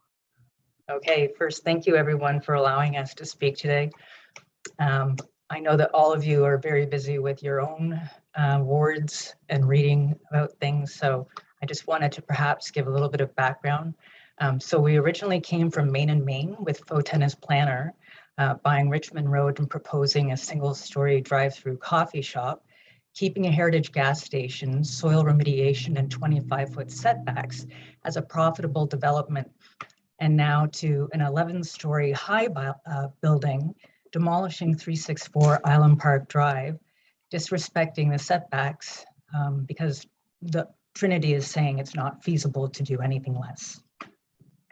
So, by the way, I'd like to encourage the city to consider doing a drive-through cycle coffee shop. It would probably be the first in Canada. They're big in Europe. So this now gives Trinity 50% more frontage on Island Park Drive than on Richmond Road. So metrics worth taking a look at. Main and Main was satisfied with the 1-story drive-through coffee shop, the remediation and the setback, and that it was profitable. Trinity now is asking for 85 units that will arguably sell for a conservative $600,000 or $51 million to justify developing the lot. Surely a smaller development is workable for the sake of resident safety at this intersection and maintaining the history of Island Park Drive. The city has the power to set a new duty of proof for developers, asking that they can justify the cost to doing excessive development. Area-specific zoning. When we did apply for area-specific zoning to replace the expiring covenants, 4 corner lots, we're not sure why they were missed. I know that Ms. Ruddy, who was fantastic at helping us with this process, she had submitted a letter to city staff, and I think that we didn't hear back from them. And ignoring 100 years of NCC legacy and capital beautification. I don't know about you guys, how you feel going down Island Park Drive, but even at rush hour, I think it's beautiful and I love it. The goal was by Frederick Todd, an urban planning expert hired by the Ottawa Improvement Commission, the forerunner to the National Capital Commission. His advice to create wide boulevards and parks for the public's use in perpetuity as the city surely develops was worthy enough for Harvard to publish his paper. And I found a copy of it in the Harvard School of Urban Planning library. And we strongly feel that allowing any developer to circumvent the spirit of the original covenants signed by landowners and the NCC is disrespectful to the Algonquin Anishinaabe Nation, whose ancestry and love of the land was what inspired the Ottawa Improvement Commission to line Island Park Drive with the native great oaks. Setting a precedent for Island Park Drive's future, it's worth noting that any townhomes on or commercial activity that is on Island Park Drive will absolutely set a precedent that will be used by other developers. If we don't think that townhomes on Island Park Drive will set a precedent, perhaps I can explain that when I testified at the Mizrahi OMB hearing, I cited circumventing the community design plan will set a precedent. Mizrahi's planner, Ted Faubert from Pertains, said no.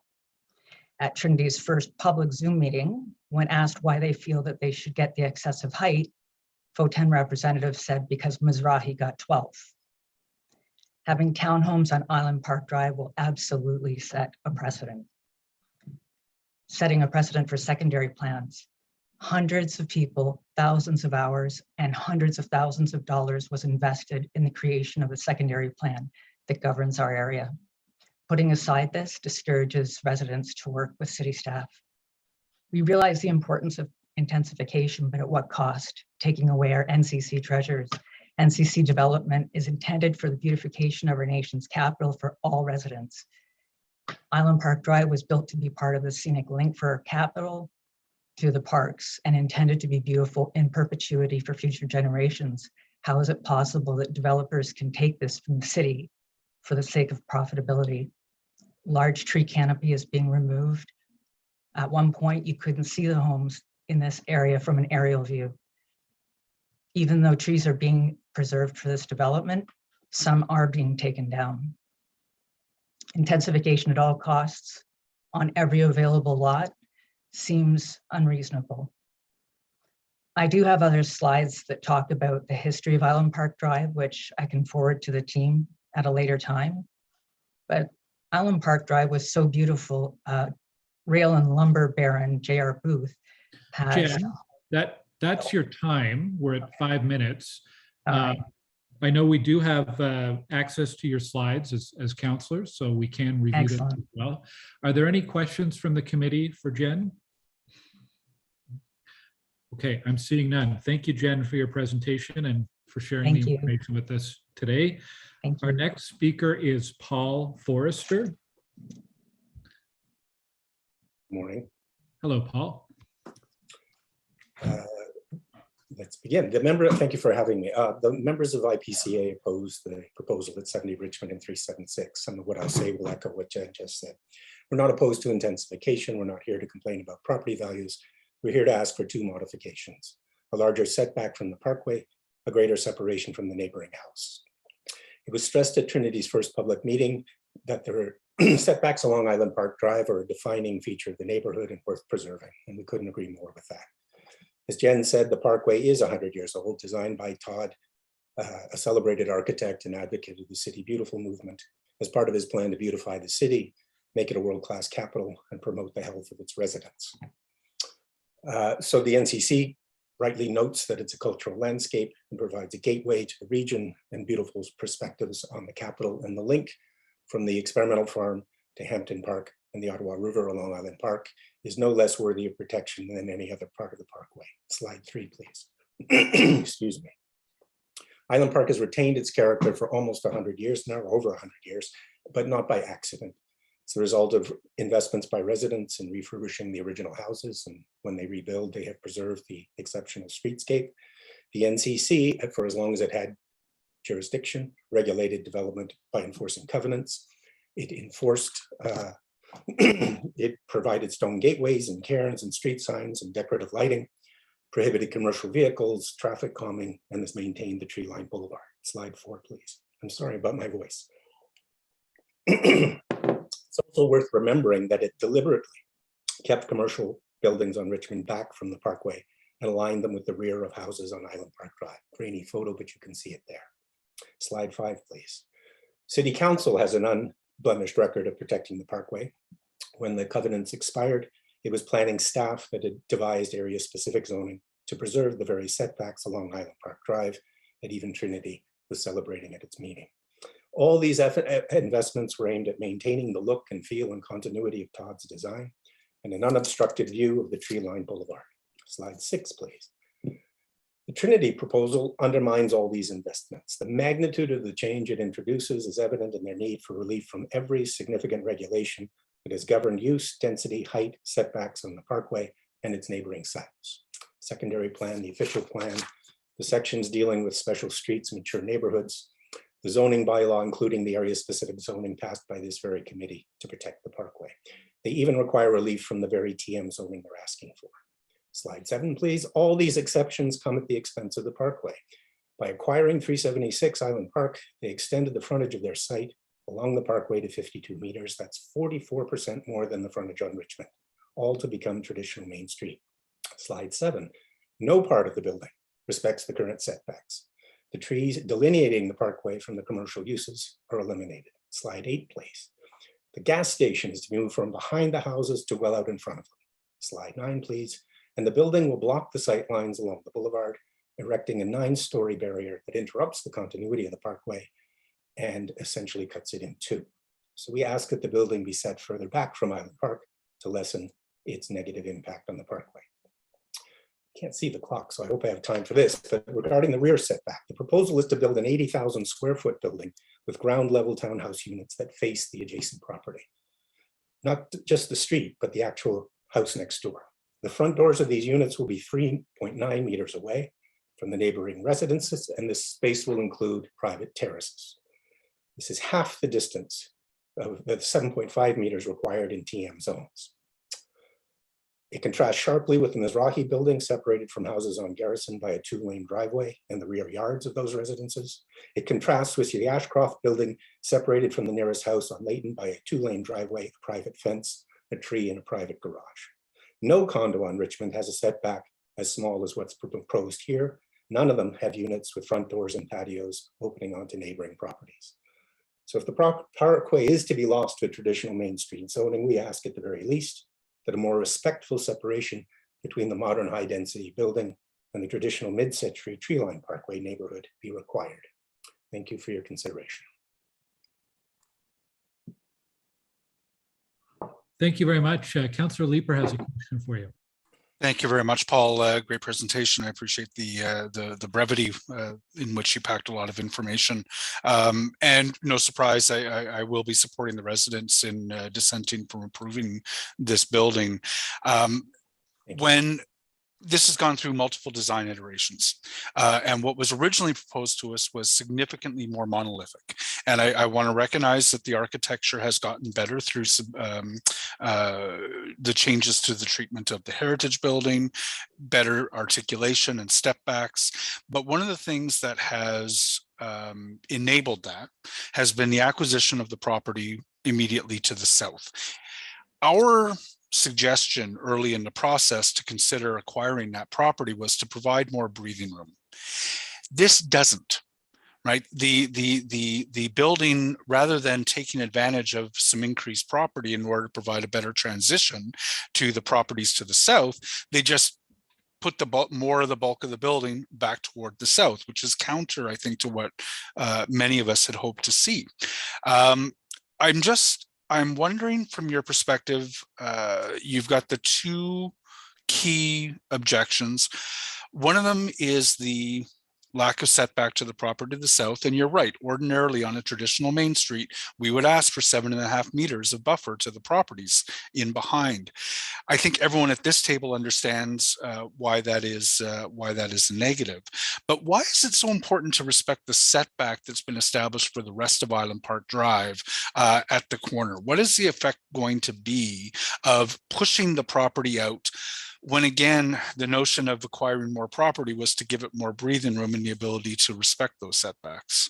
So you're talking about the setback along Island Park Drive? Along Island Park, yeah. Where the area-specific zoning was. Yeah, there's two things.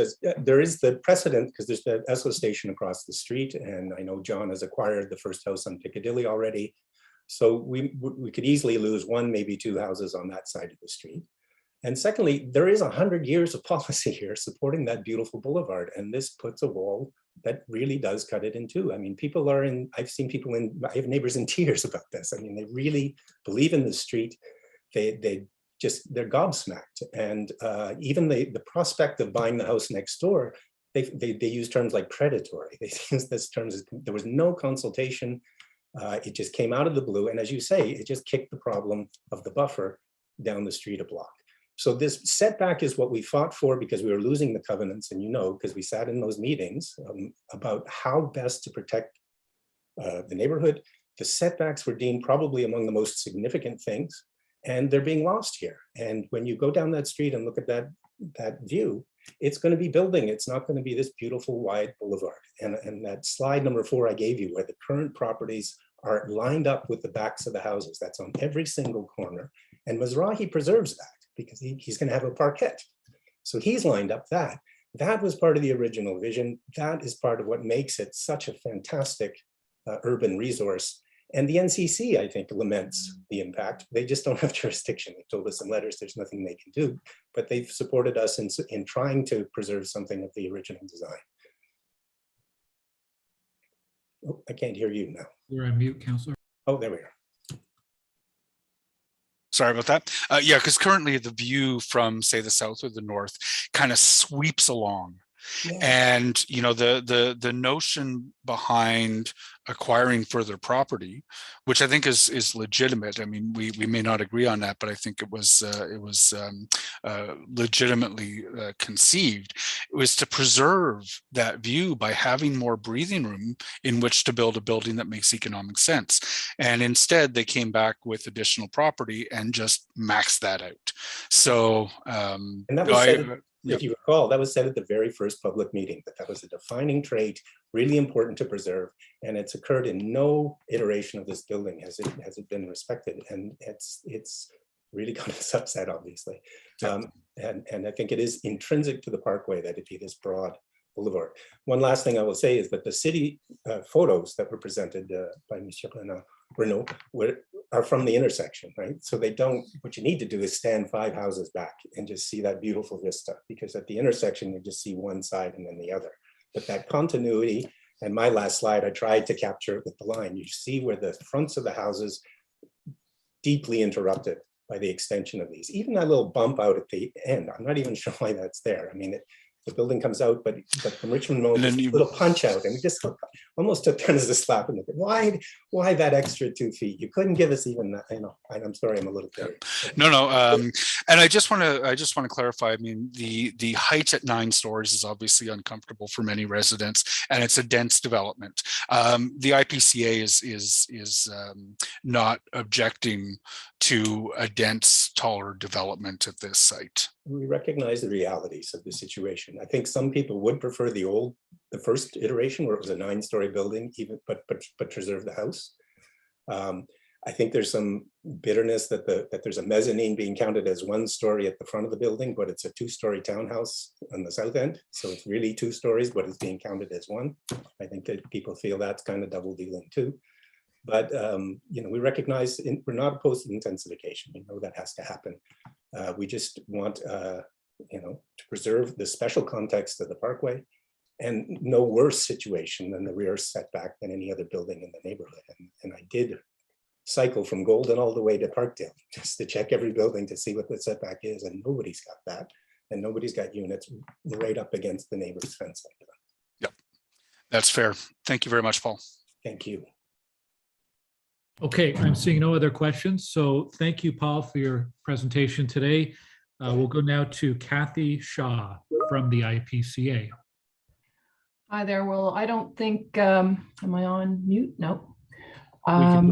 You can hear me. So cool. Yeah, so Jen and Mark and Paul told a very important story about Island Park Drive, its history, and what the residents want. And as Paul said, we acknowledge that this corner is going to have a building on it, if that's appropriate. We're looking forward to having the new neighbors, when they come. But this design is maybe marginally better than some of the previous iterations. I can say categorically that it falls well short of what Island Park residents would like to see. And some of it relates to these specific things that Paul just said, but some of the broader relief from many of the zoning things, and including the acquisition of the house. And, as Councillor Leeper just said, putting it right up next to someone else's house, it's like unnecessary and has been upsetting for a lot of people. So it's fair to say that right up and down the street, people are still haven't changed their minds about this at all. So I'm not going to reiterate what Paul and Jen and Mark have said, because it's all very valid and it represents the community's point of view. And you can tell there's a lot of passion and emotion there, especially for those residents that live close there, but also even for residents along the street, because of its implications for the future. If you can do this there, why can't you do it everywhere? And then you've destroyed the whole street. And the city of Ottawa should be caring about the street, as the NCC, I believe, does. And other than they have limited jurisdiction for certain things like this. So at this stage, I'm going to focus on 2 things. If the building does go forward, the point of paying very close attention to the landscaping and site planning, listening to the last discussion there on the bicycle routes and the issues that you dealt with site planning and the previous agenda item. It's an example of how important the site planning really is. Again, the slides that were shown here show like an artist's rendering of these things, and there's no sense of what the site plan is going to look like. But in this case, the site plan is very important for preserving the boulevard, as Paul said. If you make, it shows the trees gone, and then they say they're not going to be gone. Well, are they going to be gone or not? Because the city does want to preserve mature trees, and let's try and keep mature trees where we can. And so it's sort of a distorted picture of the building, just like with this artistic rendering at this point. So when you approve the building, you approve it with that kind of rendering, but you don't get to see what it actually will look like at the corner. And so the other thing is, some of that is NCC land. And so we've seen in some of the previous documentation that, it was assumed that the NCC would just let them do what they want on that land. Well, the NCC has been, is interested in this, and they're going to have to work with the NCC to make sure it's appropriate for the boulevard. And when they do so, we hope that the landscaping will be appropriate for the corner and for useful, use of the residents and the aesthetic principles of the boulevard.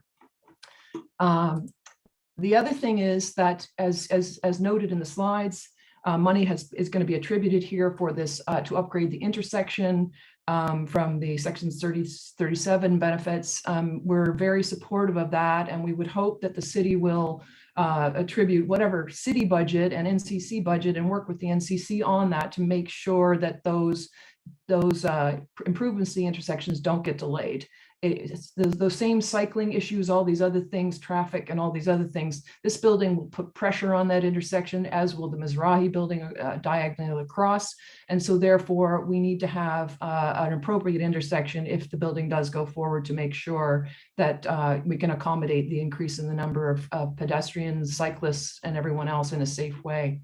Yeah. So making it safe and attractive, you know, a lot of people go through there in their cars and their bikes as pedestrians, and they come from all over Ottawa. We talked about the previous agenda item. This is a big corridor for the city of Ottawa.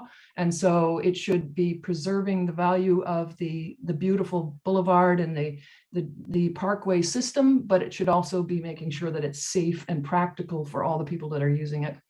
So thanks for the opportunity to make a presentation on behalf of residents of Island Park Drive.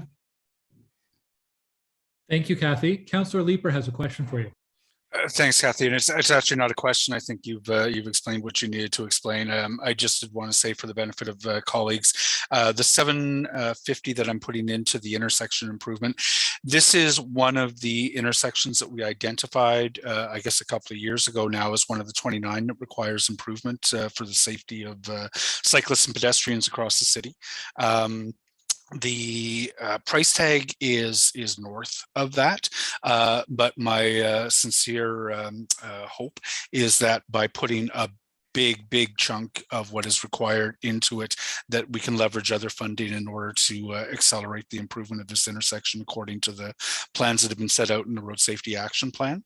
And Kathy, my commitment obviously is to continue to work with the community association and wider community through the site plan process if this moves ahead on, you know, those landscaping, et cetera. I think there's some really interesting possibilities with the Heritage gas station preserved there. So looking forward to continuing to work on that. And with the NCC as well, right? Of course, yeah. They'll be, if we're touching their property, they'll be very interested, motivated stakeholders. Fantastic. Thank you, Kathy.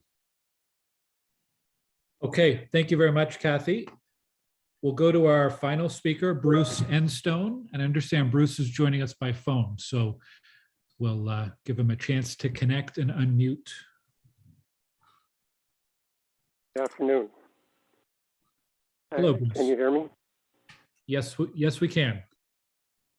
I'm the owner of 384 Island Park Drive, which is the second door south of 376 IPD, which is part of the proposed work. I've written 3 letters to Mr. Renault last fall. None of the items in my letters were included or referenced in the report for this committee, but I wrote to Ms. Crozier, your coordinator, with copies of the letters and accepting her offer to pass them on to committee members. Hopefully this has been done. First item is my ground source heating system. The effect of this application will reduce the effectiveness, reduce the efficiency, cripple or damage my heating and cooling system. In July of 2010, I changed my heating and cooling system to a ground source or geothermal heat pump, which draws and rejects heat to and from the ground by 3 drilled holes 100 feet deep, and made the decision to do this based partially on the ground conditions existing and likely to exist in the local area. The installation was supported at the time by the federal government because of its energy efficiency and uses solar heat energy from the ground. Ground source heat pump depends on contact between the ground loops in the holes, contact by groundwater, rock, and earth, and contact is reduced or lost by lowering the groundwater level or blasting or hammering nearby. All 3 of my letters noted the likelihood of crippling my heating system, which appears to have been ignored in the application and by the city's planning department. I noted to Mr. Renault that item 6.5 of the applicant's geotechnical report has a statement, quote, "No issues are expected with respect to groundwater lowering would cause long-term damage to adjacent structures surrounding the proposed building," end quote, which I believe to be incorrect in the circumstances because there would be short and long-term effects for me. insufficient research was done by the applicant, and despite my request, no correction of the geotechnical report has been provided to me. The existence of my system would be known or ought to be known to the applicant because it's my understanding that it's recorded in the Ontario call before you dig system. I think that's the Ontario One call system now.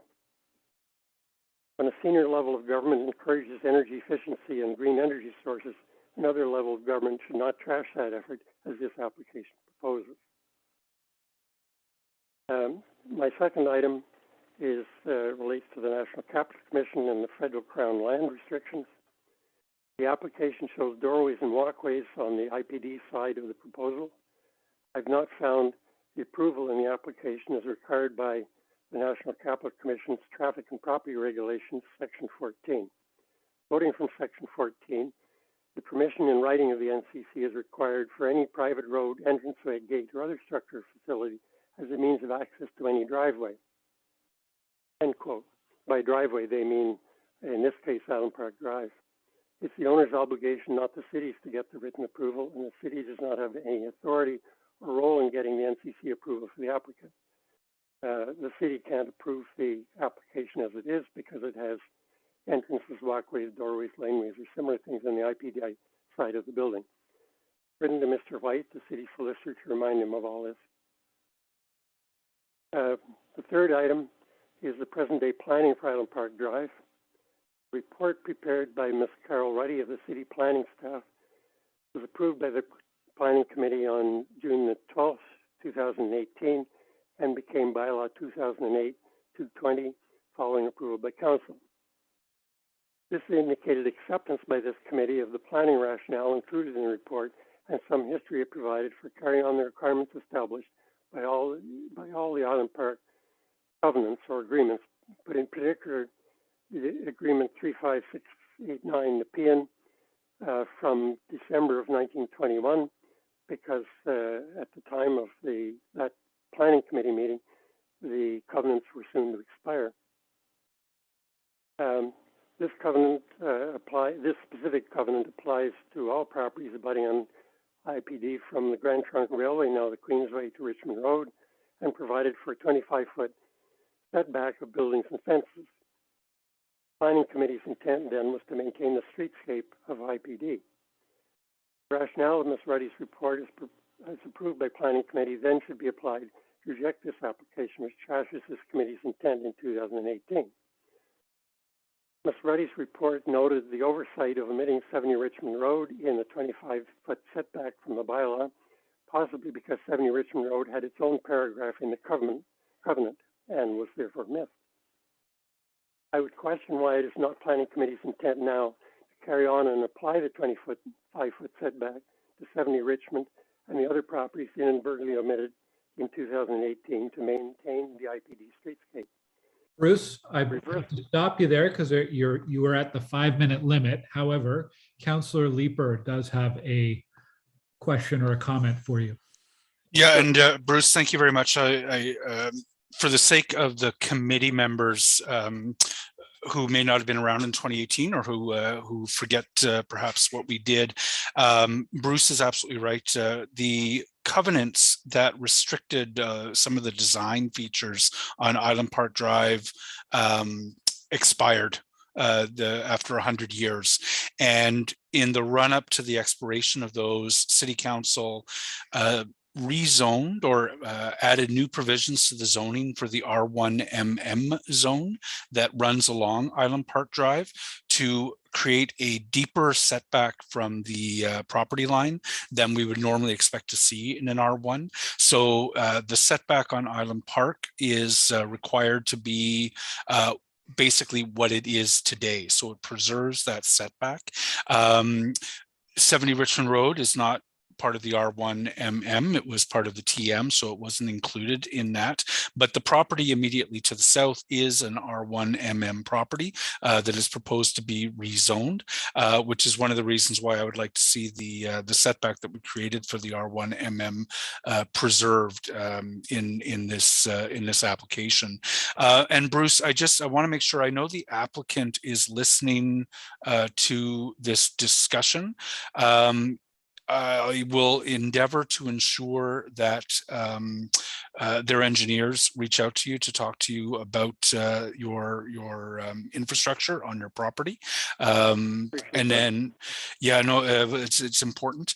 And the final piece was the NCC permissions. So what we're doing today is zoning the property.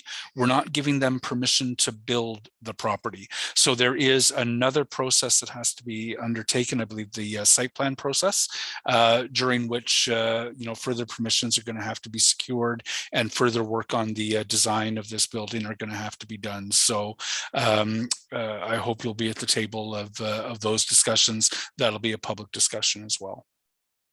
I would. Thanks, Bruce. Thanks, Chair. Okay, thank you, Councillor, and thank you, Bruce, for bringing those concerns forward to the committee. And we do have your letter on file as well.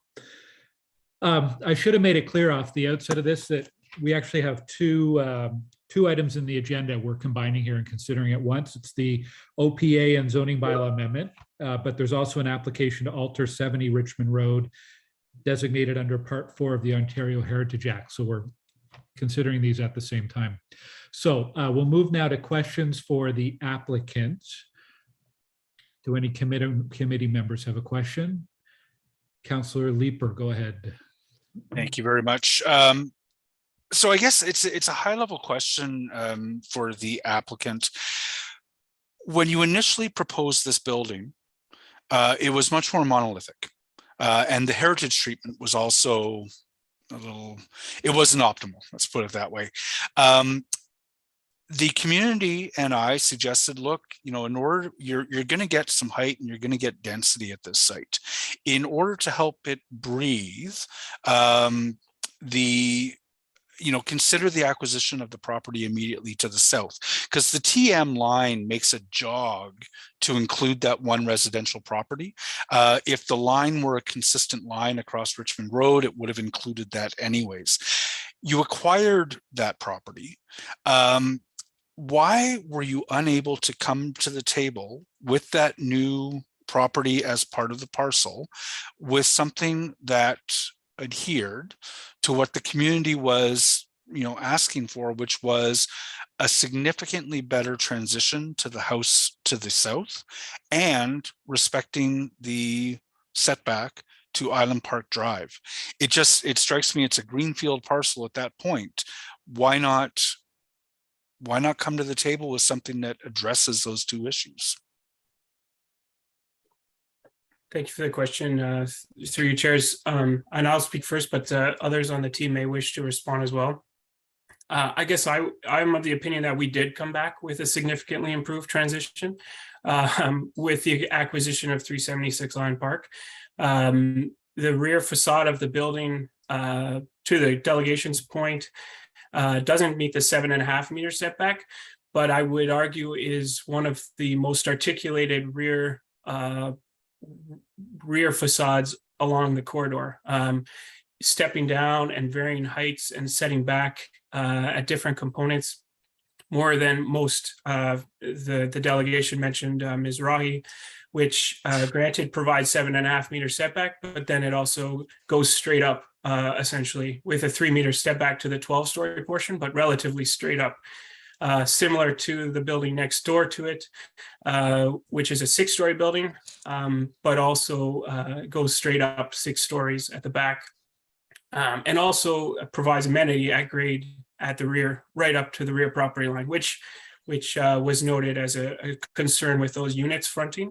But again, lots of developments provide at-grade amenity for the building in the rear yard in that 7.5 meter setback. So I believe we did provide a better transition, and resulting in the 9-story portion of the building, really the upper floors of the building, all being well over 10 meters from that south property line, the 9-story portion being concentrated solely on 70 Richmond Road. And so really the acquisition of 376 was really utilized entirely for stepping down, articulating the back of the building to transition to the south. With regards to the setback on Island Park Drive, it's our opinion that the city leaving the traditional Main Street properties out of the site-specific rezoning was not inadvertent, as some of the delegations have noted, but in fact, an effort by the city to ensure that the Wellington Street West and Richmond Road traditional Main Street corridors developed as traditional Main Street properties and not with a large setback from Island Park Drive. The setback that we're proposing is a staggered setback. So as I noted in my presentation, stepping from 7.6 meters, which is the requirement for the R1MM zone, to 6 meters along the 376 Island Park parcel, up to 0 meters at the north end of the property closest to Richmond. At the south end of 70 Richmond, it does actually have a 3-meter setback. So it is stepping back, and together with the wide boulevard, I actually think that the building provides significant enough separation that the views of Island Park Drive will not be ruined, as perhaps has been mentioned, but that the building will represent an urban intensification of the corridor. So we'll disagree on that, but I appreciate your explanation. Those are the only questions I had for the applicant, Chair. Thanks, Councillor. I wanted to ask quickly, the original design or an iteration of the design, the UDRP had concerns about the 9-story building overwhelming the heritage building. Can you just quickly describe what was changed to address those UDRP concerns? Yes, thanks for the question, Chair. And yeah, the UDRP reviewed the original proposal, which was the 70 Richmond parcel. And their main concern, I would say, from the hearing was a vertical glass element, which essentially mimicked the garage bays of the heritage building straight up through the whole 9-story portion of the building. It was set back only about 1.3 meters. Through the revisions, we actually pulled that vertical glass element back about 5.2 meters now from the garage bays to really let the heritage building stand out and stand on its own. So other changes that were made as a result of that also pushed back the new portion of the building on the west side to reveal the front sort of, I guess, northwest corner of the heritage building as you're traveling along Richmond Road. So you'll see that as you come along the street. And really just to pull the density back from the heritage building, and working with heritage staff to come to the design that we have to get today. Okay, thanks for clarifying that. Any other questions for the applicant? All right. Thank you. Thank you. We will move to questions for city staff. Maybe I'll start to city staff. In regards to the UDRP and the changes made to ensure that the main building does not overwhelm the historic building, our staff, obviously staff are satisfied, but can you comment on why you are satisfied and if there was anything else that you were looking for the applicant to do that perhaps they were not able to achieve in relation to the heritage building? Through you, Chair. So I think one of the biggest achievements for that regarding that was providing the service station with additional 3-dimensional space and setting it proud about 2 meters from the proposed building's mid-story or mid-rise building. So that was essential in ensuring that it remains prominent. And it's been achieved, like I said, by removing the massing over the service station roof that was initially proposed, and that was 9 stories, and also reducing the massing's projection on stories 2 to 9. In addition to that, I think there have been other design interventions, including the material palette, spandrels to highlight the service garage doors, as well as a matching first-story height that were added that I think allowed the service station to be more prominent. So at this point, heritage staff are satisfied with the design. Okay, thank you. I think it will, it's nice to see that it'll continue to be a landmark at the corner of Richmond and Island Park. And I think fairly happy to see how they've preserved it. So Councillor Leeper has a question. Thanks. And so I want to take a step back from this building for a moment and just look at the context. Are you able to pull up the one of the maps that indicates where the TM zone is demarcated from the R1 zone. It was in your initial presentation. I'm not sure who's got control of the presentation, but I'm sure it's coming up. No worries.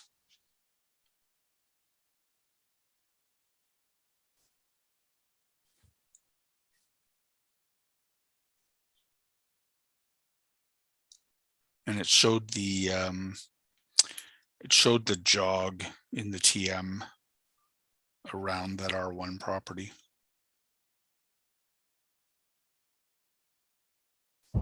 Mr. Chair, I know Kelly has to step away for a second. If Carol or Joey, if you could potentially put that up, that would be wonderful. There we go.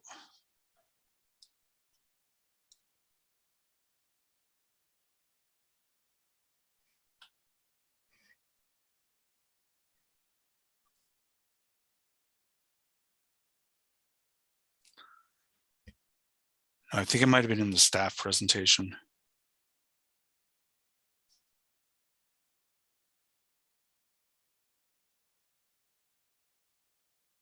Sorry, that'll be one moment. Thanks.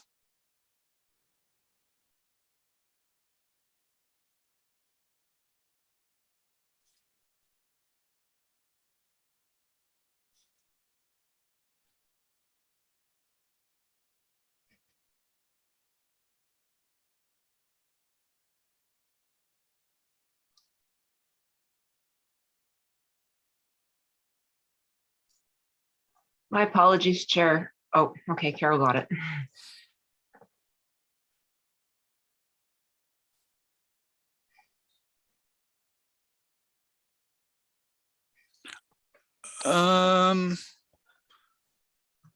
That might do it. There's a picture in there. And is the bigger context shown? The slightly wider neighborhood?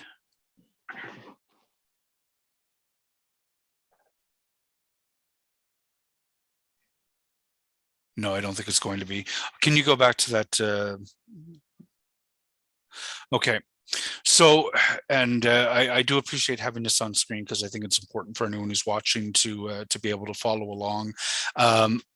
There is a line for the TM zone to the north, and then the R1 zone to the south. If you follow, you can just barely see it in the bottom left of the screen, where the TM line has gone around that first R1 property and then continues to the west. If an owner were to acquire, I wish I had the bigger map, I'm sorry. My concern about approving this as a TM zone is that the properties to the south of the station that is on the east side of the street would be similarly contemplated. The TM zone currently follows the line. So the demarcation between the ESO and the residential properties is in line with the new TM zone line that we're drawing here. If someone were to acquire the property to the south of the ESO, would staff contemplate a proposal in that context similarly to this one and contemplate rezoning that R1MM across the street as a TM? Thank you for the question, and through you, Mr. Chair. It's difficult for us to answer without seeing any conceptual drawings, but what I can say is that the traditional Main Street designation in the official plan allows the designation to extend on deeper lots up to 200 meters away from the traditional Main Street, which is not the case here. We'd be looking at a distance of around 45 meters. Therefore, there could be some justification made somewhere to say that, yes, properties to the south could be considered as, being, but I mean, we'd still need to look at the proposal, of course. But yeah. Because I think with the inclusion of this property into the TM zone to the north, it kind of regularizes the TM line. And at the TM line to the east is appropriately located in line with the rest of the TM zone throughout. I don't want to see the TM start to jog significantly further south into the neighborhood. So, you know, I'm sorry I can't show folks what that looks like on the map here, but it is something about which I am concerned. I'm not opposing this building on the basis that the TM has moved further south. I know many residents do, though, and I understand their discomfort, but I don't want to see it become I don't want to see the TM start to move even further south of the SO, where the TM line is already appropriately cited. So just something for committee members to keep in mind. Those are my questions. Thank you, Councillor. Any other questions for staff? Okay, well, we do have a technical amendment, so we should deal with that right now. We'll get it up on screen, and then not sure if that's Co-Chair Moffat, your name is on it, so you get to introduce it. Yeah, thank you. So whereas staff recommendation 1 of report ACS 2022-PIE-PS-0067 recommends a zoning amendment and official plan amendment concerning 70 Richmond Road and 376 Island Park Drive to permit a 9-story mixed-use building. And whereas documents 2A and 2B details of recommended official plan amendment, current and new, incorrectly identifies the subject site as 403 Richmond Road and 389 Roosevelt Avenue on pages 25 and 30 of the report. Therefore, be it resolved that, with respect to report ACS 2022 PIE-PS 0067, the address 403 Richmond Road and 389 Roosevelt Avenue, as contained on pages 25 and 30 of the report under the headings 1, purpose, not to be confused with the 2016 Justin Bieber album of the same name, respectively, be substituted with the address 70 Richmond Road and 376 Island Park Drive. Therefore, be it further resolved that there be no further notice pursuant to section 3417 of the Planning Act.